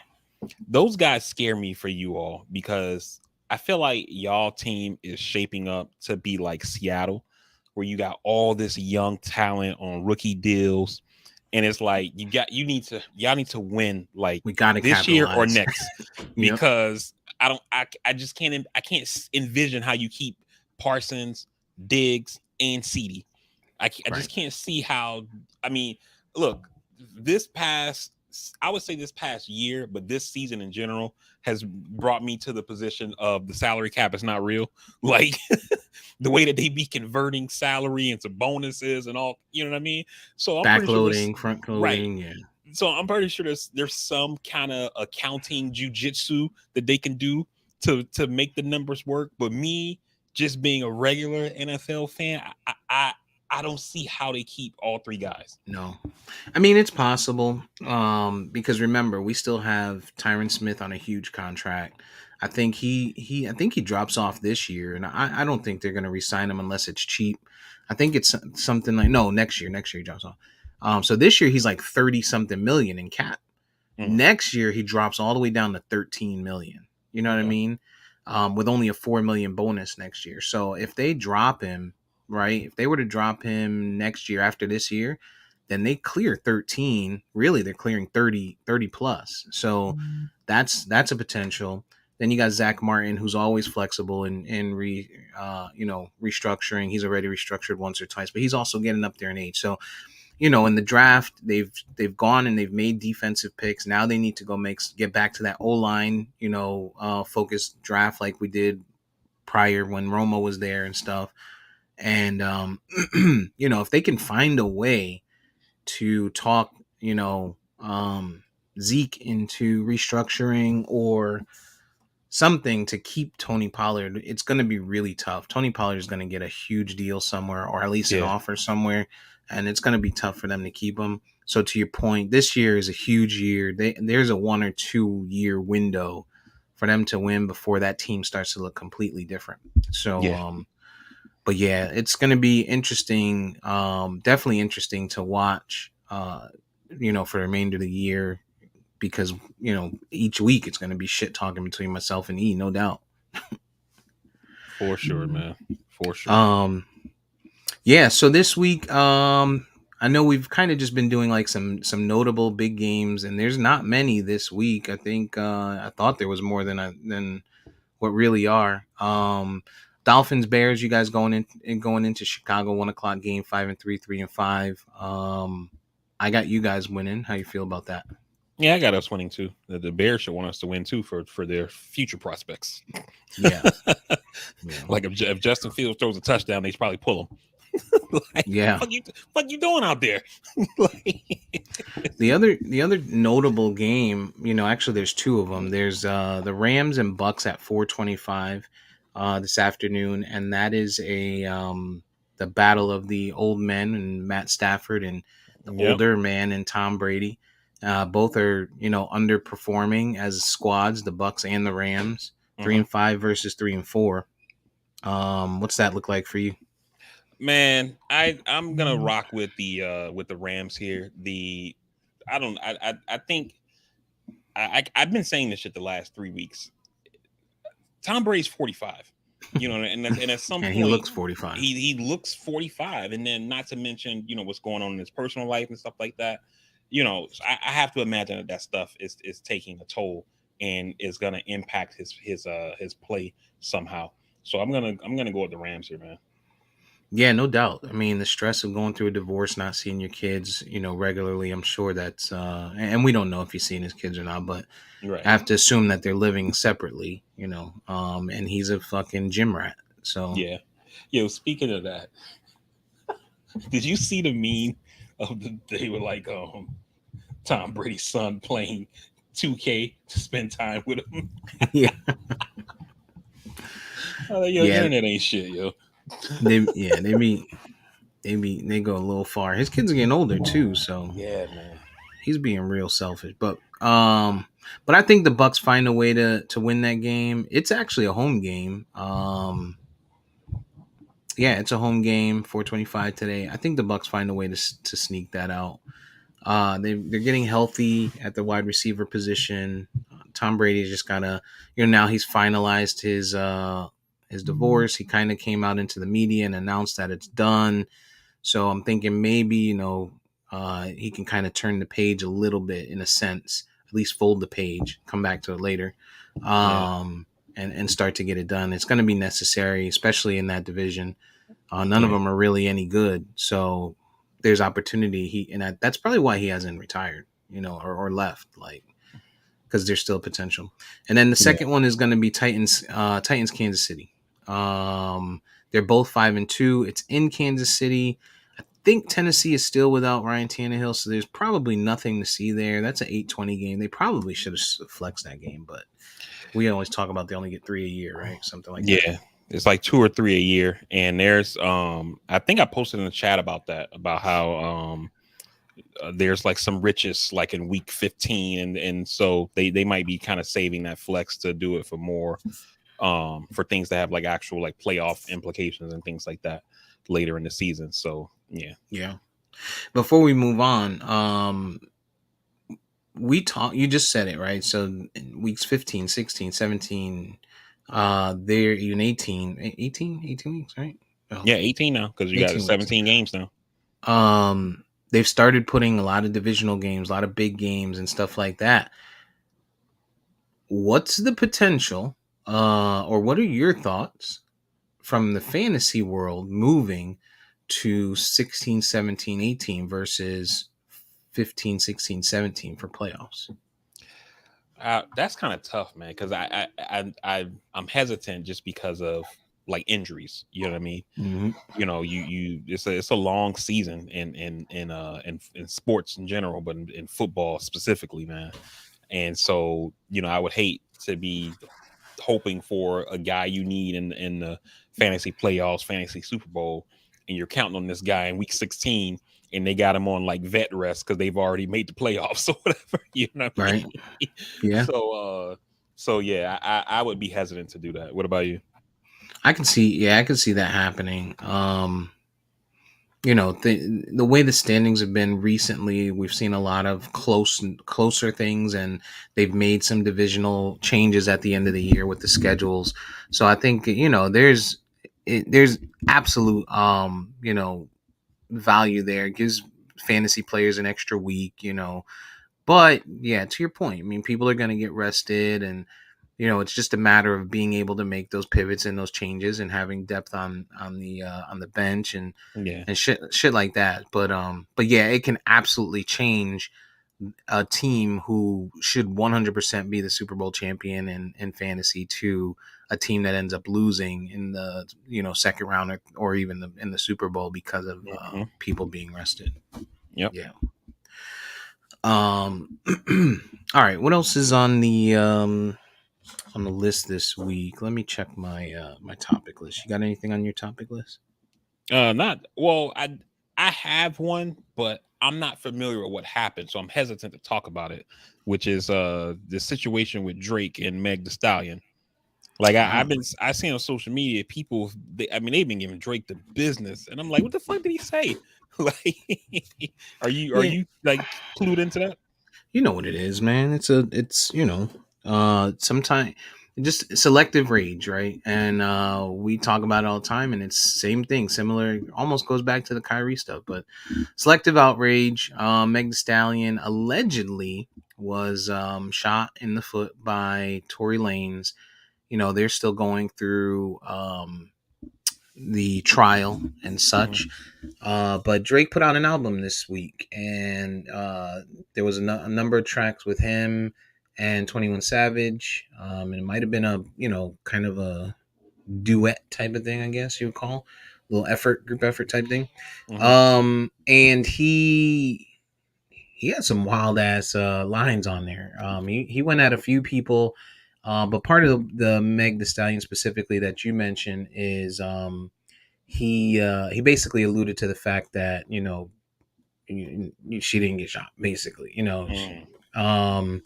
I forget what the exact line was, or that it wasn't done by Tory Lanez, and whatever. I heard somebody talking about it, and basically, as I was listening to it, I forget what podcast it was. They were like, "What happened to the days where somebody sends shots at you and you send shots back? Like, you know what I'm Right. saying? It's you're rapping. But instead, this happens. It becomes, huge, and it's like, oh, first of all, people are like, where's her boyfriend? Which is Party, right? Party next door. Okay. Um, so that so people are saying that, and you got some people that are like, well, why would he get involved? He's a producer, and we're talking violence after a week after Takeoff got killed, which we'll get Hmm. to in just a sec. Just if you got something to say something back. But it also, I think maybe she's handcuffed a little bit because she can't talk about that situation specifically, but she could still send a shot back at Drake, specifically, indirect, not related to her case. But Right. yeah, that's kind of what it was. But he sent shots at a few people, and for her, it's even more so because her lawyer decided it was a good opportunity, right? To come out and make a statement and say, "Oh, people are gonna see, they're gonna look so silly when they find out the actual facts that come out," and bloobity blobbity bleep. So, but yeah. So Drake's, he took taking shots at people. Typical Mm. Drake, and very what is it? Passive aggressive in his lyrics. He doesn't always say names, and he didn't say her name. But specifically, you know it's her. Gotcha. So Gotcha. yeah, so that's kind of what's going on in selective rage. Yeah, because Um I saw this one black chick on Twitter who she was like, Drake always going after black women, and you see his baby mama, so you know what time it is, da da da, because he got the white chick from Paris who's the baby mom's. I think she was a porn Hmm. star if I remember correctly. And well, I don't know if I'm probably using the word star loosely, but I think she did porn. So, But he basically he said the line was this bitch lied about getting shots, but she's still a stallion. uh So even though Drake don't always put a name on the bullet, yeah, but but that's that's pretty clear. pretty Yeah, obvious. Yeah, it's pretty on the nose. yeah, But yeah, so old girl was like, she was like, I bet, she was like, it seemed like Drake go after any woman that don't want to give him no pussy, he go after. So I bet he probably tried to pull up, and Megan turned this bitch ass down and da da. I'm like, God damn, yo, like what the fuck did Drake say? So yeah. But he's Drake. You know what yeah, I'm saying? So she tweeted and she's like, stop using my getting shot as a way for clout. And, since when is it cool for rappers to talk about women getting shot and blah, blah, blah, blah, blah. She has to play that victim role. She has to, yeah, you know. But, it's the people like the person you saw who doesn't realize that she has to play that role. right, She probably has something to say, but can't. And exactly, really, and we don't know what happened. So you could be bugging out and spazzing for something that right, and regardless of like what the facts were between her and Tory Lanez or whatever, I mean, she's a rapper, so I'm pretty sure the natural her natural response is probably to respond, with a verse or something like that. But because it's an ongoing case, you can't. Yeah, I mean, right. I'm pretty, like I'm pretty sure her lawyer, like, you know, not to get political, but I always watch when people talk about Trump, they always say he's the worst client because he never shuts the fuck up. You know what I mean? And this weekend, I said he was campaigning for Marco Rubio here in Florida, and he was talking about having those documents. Every president keeps documents. I keep some documents. Not in a lawyer's like, why are you admitting to having documents? like, like, like you're literally being investigated for that. Like, shut the fuck up or whatever. You know what Right. I mean? And so it seems like she's probably taking her legal advice of shutting the fuck up or whatever and let this thing resolve itself. But then by the time it does and she responds, the shit's too old at that point, so she probably got to just take one on the chin. So instead, you play the victim card, regardless of what the actual facts are between you and Tory Lanez or whatever. Yeah, no doubt. No doubt. Um so I kind of touched on it a minute there. I think it was Monday night. And I could be wrong. It's either Monday or maybe it was Tuesday night. Um you woke up, what was it? Yeah, it was Monday night. So Tuesday Mm-hmm. morning, woke up, popped up in the phone, and as I start scrolling, I think it was like the first or second post that I saw on Instagram was Migos rapper pronounced dead, and at the time they hadn't said which one. In that post, and so then I read the details, and the details did have his name. It was Mm-hmm. Takeoff. And so as the story goes, the original story was, they were shooting dice. He was at a crap game in Houston, and and he was shot, right? And so not many details. There's never details like that, right? And as more stuff came out, people that were there, video came out, and it turns out that they were in that type of situation, but he wasn't playing, and he was just like there.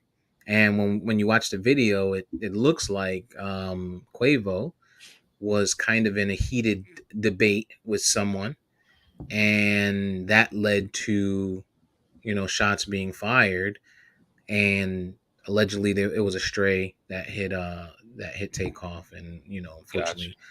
unfortunately he died. So rest in peace to him. I wasn't a huge Migos fan in any way, but I understand, how they impacted the music game today. You see so much of them in these young kids today, Mm-hmm. similar, and really you saw so much of Wayne in them, and so on, right? So he was always like the quiet one when they were around. Like he wasn't the guy that You never really heard it. It was always Quavo playing basketball or doing some shit, All Star game and Yeah. stuff. And then it was Offset. Offset because he fucked with Cardi B and all of that. But Takeoff was always like the quiet. You never really heard from him. You heard him on the music, but he wasn't that flashy guy. So definitely kind of sucks to see any young black man you know die or get killed in a way that you know that isn't natural. So that rest in peace to him. Yeah. We just got to do better as a culture, man. We talk about it all the time. Like, first of all, well, there's a lot here, right, to unpack. So I think the first piece, when we talk about, they were at like a bowling alley or some shit, in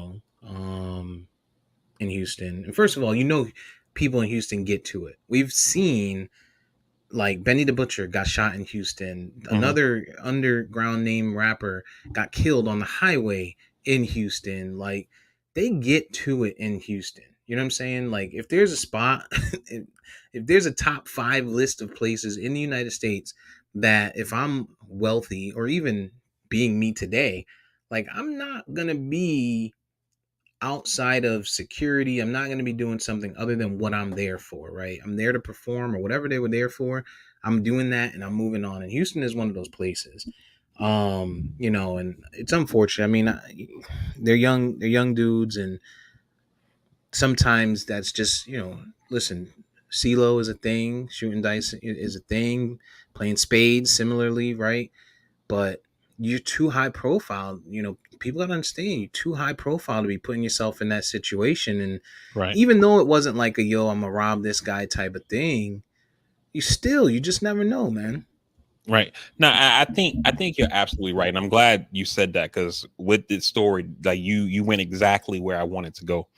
I saw Jamil Hill who was writing about this on. She did a thread on Twitter, and she was saying how she wished people would stop saying like he shouldn't have been in that situation, he shouldn't have been there, he's rich, that kind of thing like that. And she was like, she was making the point, and she's right. She's making the point that rich black men deserve to live their life however they want to live it, whether they want to hang with their friends, bowling alley, shoot craps, whatever. You know what I mean? Right. And I'm like, you're right. However, that's not the world we live in.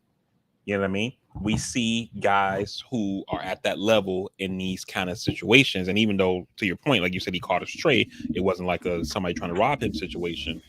It feels like you shouldn't have been there. You know what I'm saying? Because you have reached a level of success financially. You've reached a level of notoriety where you shouldn't be in those type of situations because you never know what could happen. You know what I'm saying? And it's unfortunate that people who are celebrities or people of means have to live or think that way, but it's the society that we live in. You know what I mean? I mean, fuck, you know, the president used to ride around in a fucking convertible. You know what I mean? Until Kennedy, and they say, yeah, we can't do that no more. Right. You know what I'm saying? Like shit, when back in the time when Lincoln got assassinated, you used to be able to just go to the White House, like just walk through the gates, like, hey, is president here? Chop it up. You know what I'm saying? Like you can't do that shit anymore.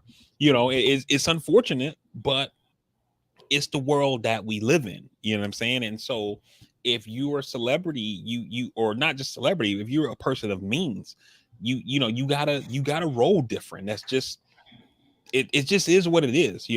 Again, I don't agree with it, but if I was someone who was wealthy, it would be that way. You know what I'm Yeah. saying?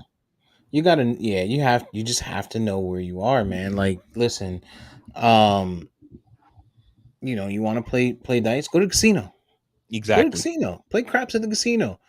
I get you don't get the banter, you don't get the shit talking. All right, well, whatever. Or just people that you fuck with, like that know in a hotel in a controlled environment are in there. But you have to know that, the way our culture is today, first of all, nobody likes to be disrespected. Nobody likes to feel like they lost. Whether it's money, whether it's clout, whether it's street cred, whether it's whatever you want to call it, right? And our first initial instinct is not, you know what, tomorrow's another day, right? It's not at all. and that's part of the problem.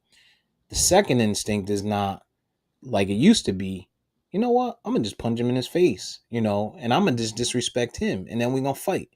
That even still is a little bit more than you would want from from our community. But the first instinct today is, do I got the burner on me?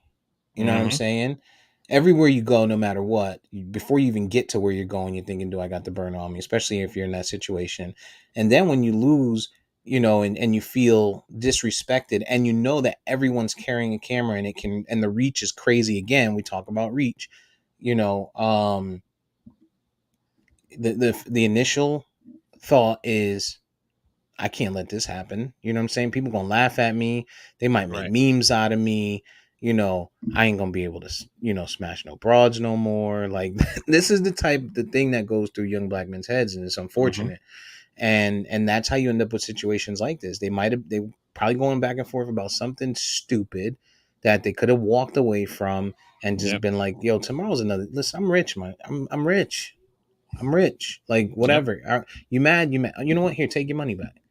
Like I'm rich. I'm gonna make Yep. another million tomorrow. What you lose? Exactly. You lost five. You lost 5,000, 10,000. Here, man. Take this 5, 10 back, yo.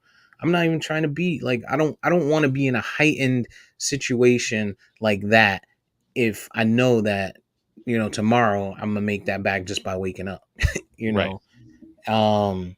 So yeah. So there's just so much there, so much opportunity to prevent that and move differently, and that's what dudes got to do. Like, I mean, we saw last month, I think it was, where P&B was sitting out at Roscoe's Chicken and Waffles, and Hmm. his girl posts on Snapchat, and he posted some other shit, and people find out where you at, and I guess they allegedly try to take his chain, and take the chain, dude. You want the chain, take it. You want the Right. keys, take them. Like, I'm good.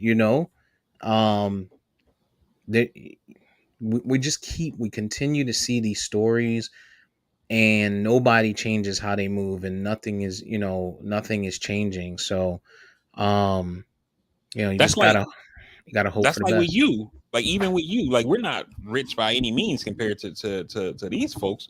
But like when you posted in the chat a couple weeks ago, like yo, look what I did, whoop, whoop, when I was down in Tampa or whatever.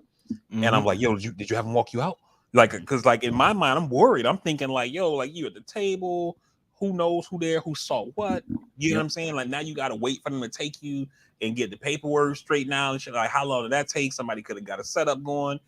So in my mind, I'm like, yo, did they walk you out? Did how, woo, woo, woo, and then and you were like, yeah, I already left already. And then I text and I'm like, yo, you got it on you, right? But you never responded because you was on the road. But like, I'm even telling my wife, like, yo, I hope everything's good. I hope nobody ain't follow him, da da da da. And we're Yeah. not even talking about the kind of bread that these cats got. You know what I'm saying? And it's like, dude, why are you in that situation, yo? Right. Right. No, you're right. You're absolutely right.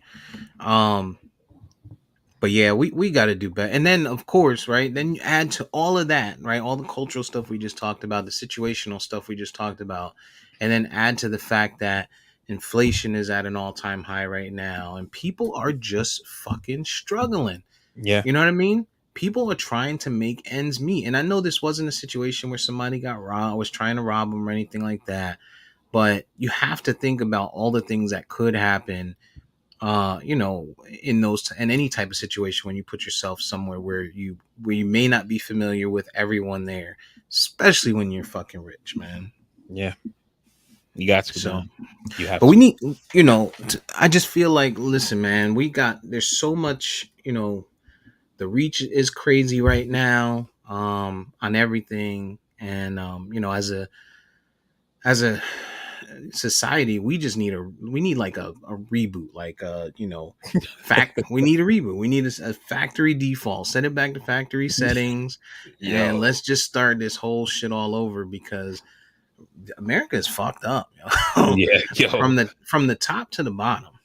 I be thinking about that shit. Like, you ever hear them people who talk about the theory of we live in a simulation or whatever? Hmm. And I be thinking about that shit. Like, I don't believe it, but I'm just saying, Was like, that the we are, Truman man. Show, right? Well, that was like one of the ones that was kind of like that. But like some people say like the whole universe is a simulation or whatever. I'm like, if that's Yeah. the truth, they need to reset this one. Like they did something in the settings that this shit is fucked up.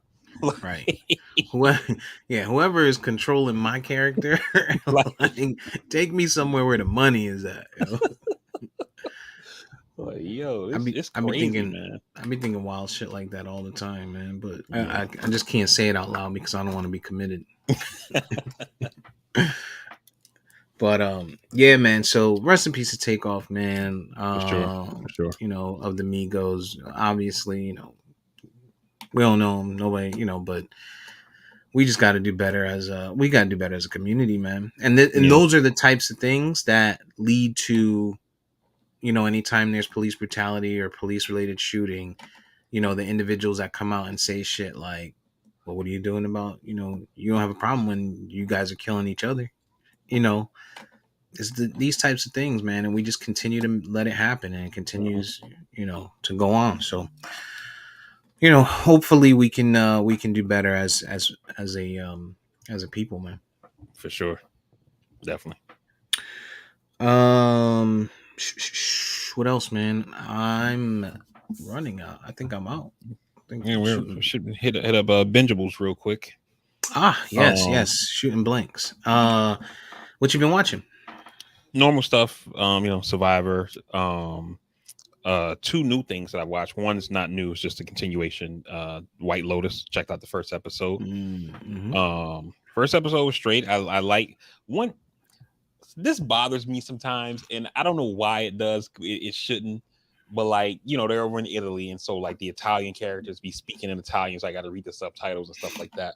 And I'm like, why not just have them all speak English? We understand they're in Italy. The person got we get it. They're talking Italian to each other, but the shit is on here, so just have it all in English. Authenticity. Yeah, so that bothered me a little bit, but it wasn't a huge deal or whatever.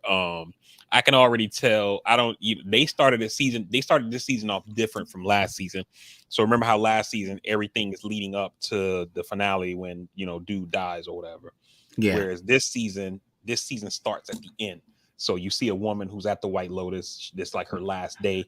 She goes out to the beach to get one last swim before she got to go pack up to leave, and a body floats by her, and then it goes like 6 days earlier, and then that's Yep. how the show starts. So we don't know who's dead, but we obviously know somebody's gonna die or whatever. So I'm not sure who I got my money on yet, but one character who I'm like loving already is the grandfather or the dad character. It's The one Christopher that just says Moltisanti. anything.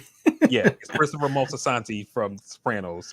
Is his father. So he's traveling to the White Lotus. Is him, his son, and his dad.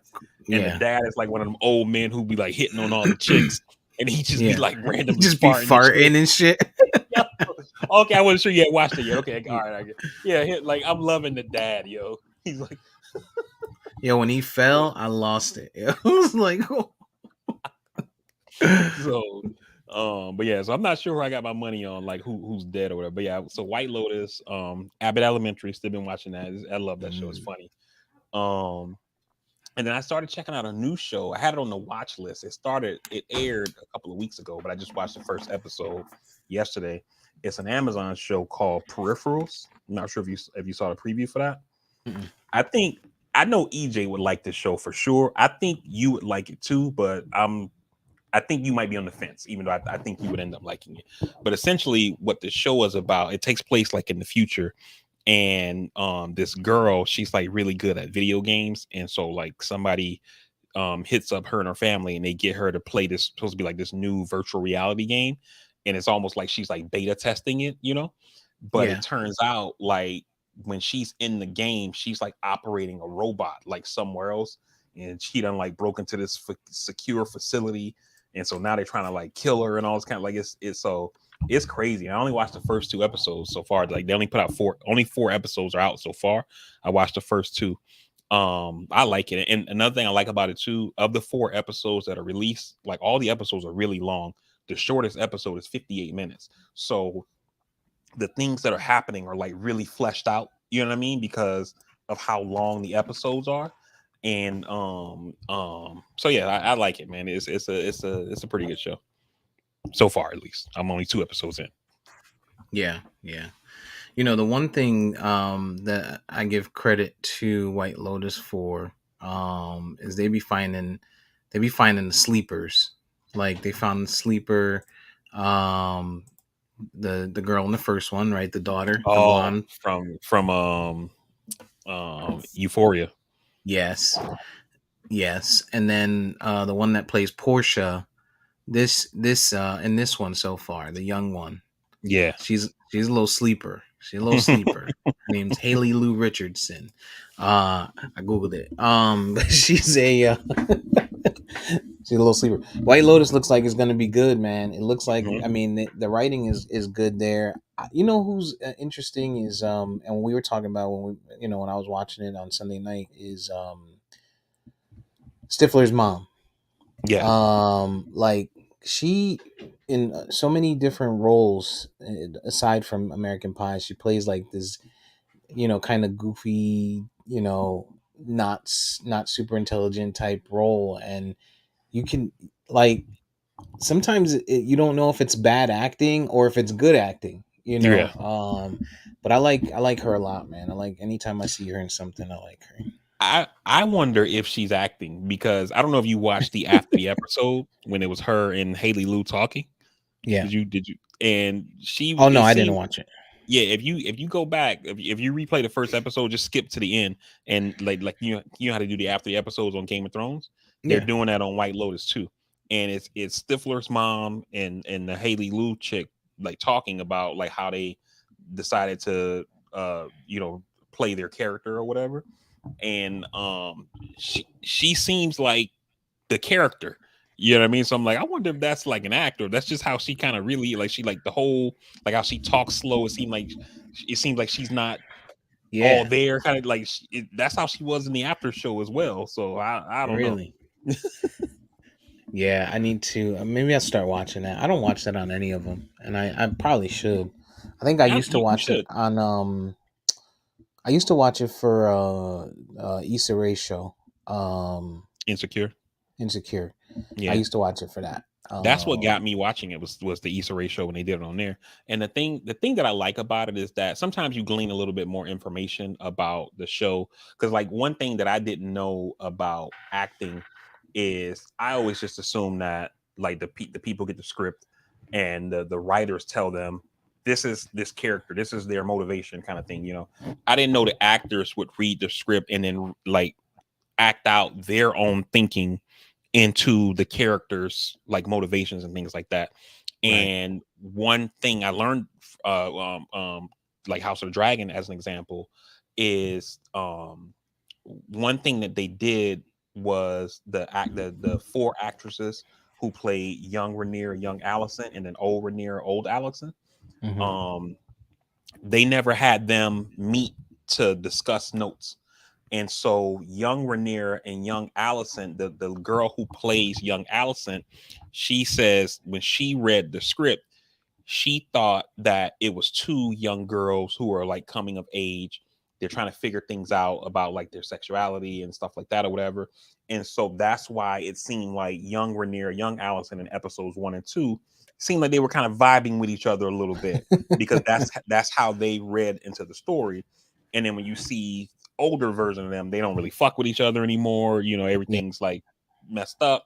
And they were saying that's part of the reason why they kept them apart because now you see a change in them thematically just from the That's writing, important. but Yeah. but also just because the older version of the character has never met with the younger person. Say, hey, I had this kind of vibe when I went into my shooting, do or whatever, and so like little stuff like that kind of like helps with watching it. I think it just kind of having that little bit of insight. Yeah. Speaking of House of the Dragon, I went back and rewatched the finale yesterday, and I just forget how well done it was. I can't wait for more. Yeah. Damon is still that dude. Still fucks with him.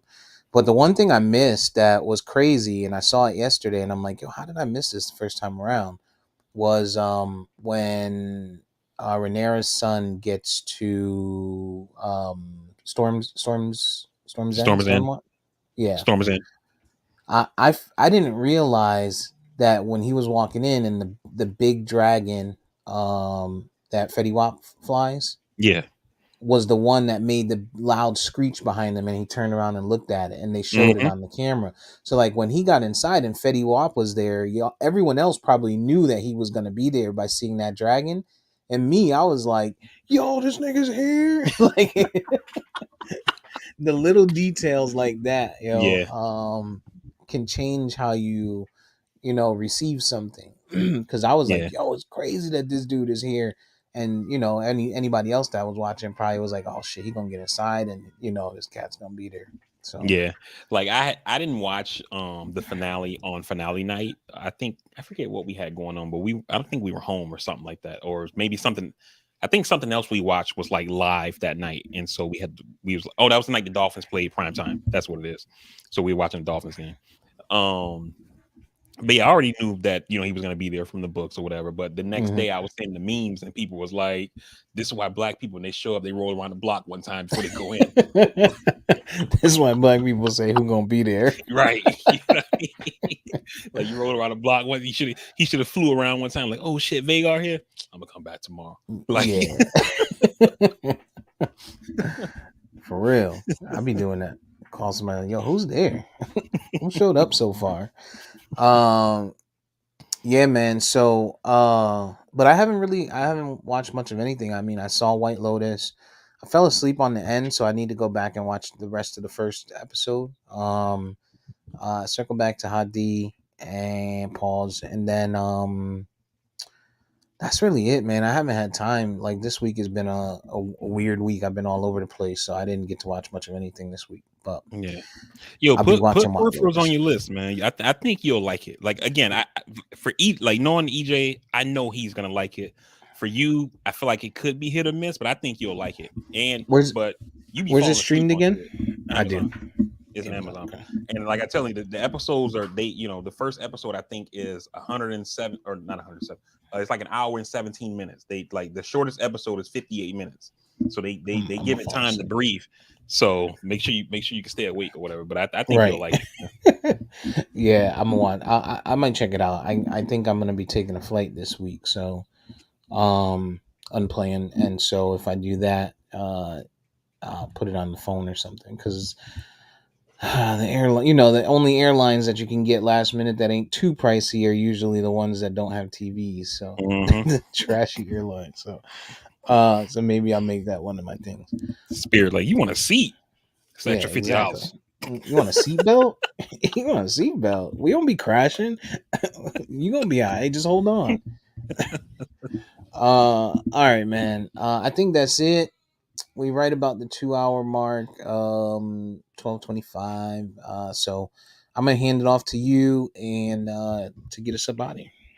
All right, everybody, we definitely appreciate you guys rocking with us today and joining us on this episode of the Castworthy podcast. Also, sometimes in life you got to prepare yourself for disappointment. Sometimes people tell you they're gonna do stuff and they don't do it. You got to, take that, brush it off your shoulder, and keep rolling with the punches. Sometimes people tell you they're gonna join on mobile, they don't show up. The show must go on. So here we are.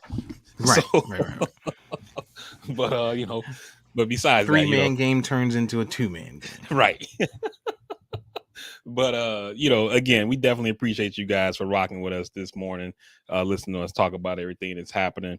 Like Steve said earlier, November 8th, this coming Tuesday, election day, get out there and vote, make your voice heard, cast your ballot. If you don't vote, don't complain. So definitely get out there and do your thing. I posted a thing on Instagram that said, don't forget to set your clocks back on November 6th, and don't fuck around and set your country back on November 8th. So, get your ass out there and vote. You can find the podcast on all podcasting platforms. Just search Castworthy. You can also find us on any of our social media at Castworthy. On Instagram, however, it's at Castworthy_podcast. While you're there, don't forget to leave us a like, comment, share, subscribe, follow, tell a friend, help us grow the audience. For those who listen live, we definitely appreciate you taking the time. What up, Judy? See you in the chat. And for those who will listen once the episode posts, we definitely appreciate you taking that time as well. Hope that you guys can enjoy your week. Again, get out there and vote. And we will see you on the next episode of the Castworthy podcast. We out. We love you. Peace.